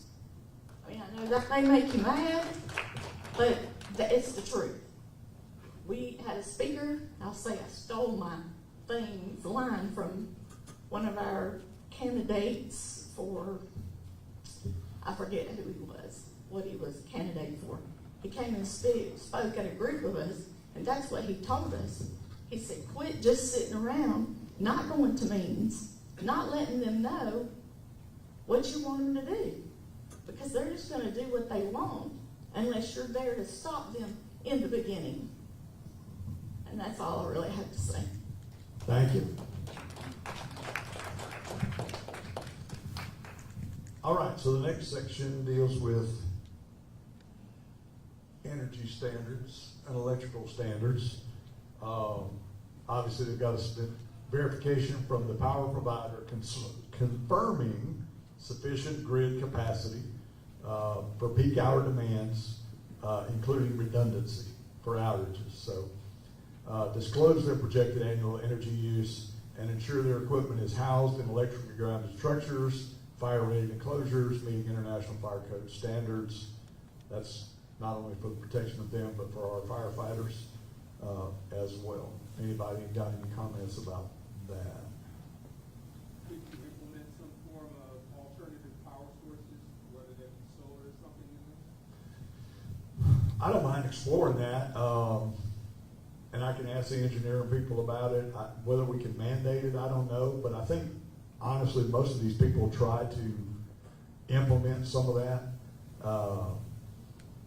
if not on-site, through alternative investments elsewhere to supplement the grid in other areas. I know that's what the meta people do up in Social Circle. They don't have solar panels on their property, but they invest in solar infrastructure in the surrounding community to supplement the grid for the benefit of the entire community. So, but yeah, I don't mind exploring something along those lines. Can we make a note about that to Lynn? Yep, she's getting it now. All right. Yes, sir. I hate to say this again, but I can't really hear you. Where did my chief go with the microphone? This lady's got it. Oh, she's got it. All right, hold on one second, man. We'll get with you. All right, Ms. Donna. Do we know what percentage of the load limit we're currently at for Byron? No idea. Okay. So if we are maxing out or almost maxing out, and this data center wants to come in, can they go directly to Georgia Power and ask them to increase load limit on the line? That's a good question. And I'll check it out with the engineers and find out for you. I don't know the answer. Because I know you mentioned that, eminent domain would not come into play. However, if they are able to do that, then Georgia Power can institute eminent domain. Yeah, it would have to be Georgia Power that would Exactly. do it. Right, it wouldn't be Yeah, us. Yeah, neither us, well, we wouldn't do it at Right. all, and the data center people can't do it. But It would Georgia have to Power be Georgia can. Power. Yeah, Yeah. you're absolutely right. Yeah, so. Yeah, but I would be interested to know where we are percentage-wise on that load limit, to know how much, we have available for any type of industry to use. Yeah, I agree with you. That's a Right. good question. Right. We'll get an answer. I like that. Thank you. Yes, ma'am. All right, so this gentleman over here, Brian.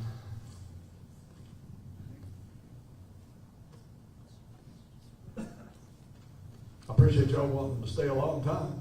We're 2 hours in, and I'm not going anywhere as long as we need to go through this. But anybody else who needs to leave, and I don't know how many of my council members might have other engagements, but obviously they're happy to be here too. So, all right, yes, sir. I just had a question for everybody here. Who's been up and seen the social circle data center? All right. Could you give a good description of what you saw when you went and seen it? You talking to me? Yes, sir. All right. So I think they have a 5-building campus, if I remember right. Each building was, it seems like it approached a quarter of a mile in length, about a little less than 2,000 feet in length. From the road that goes by the entrance to the industrial park area where it's located, it basically looks like any other. I mean, imagine the Amazon distribution center down there. It's not unlike that. In general, now it doesn't have a whole lot of,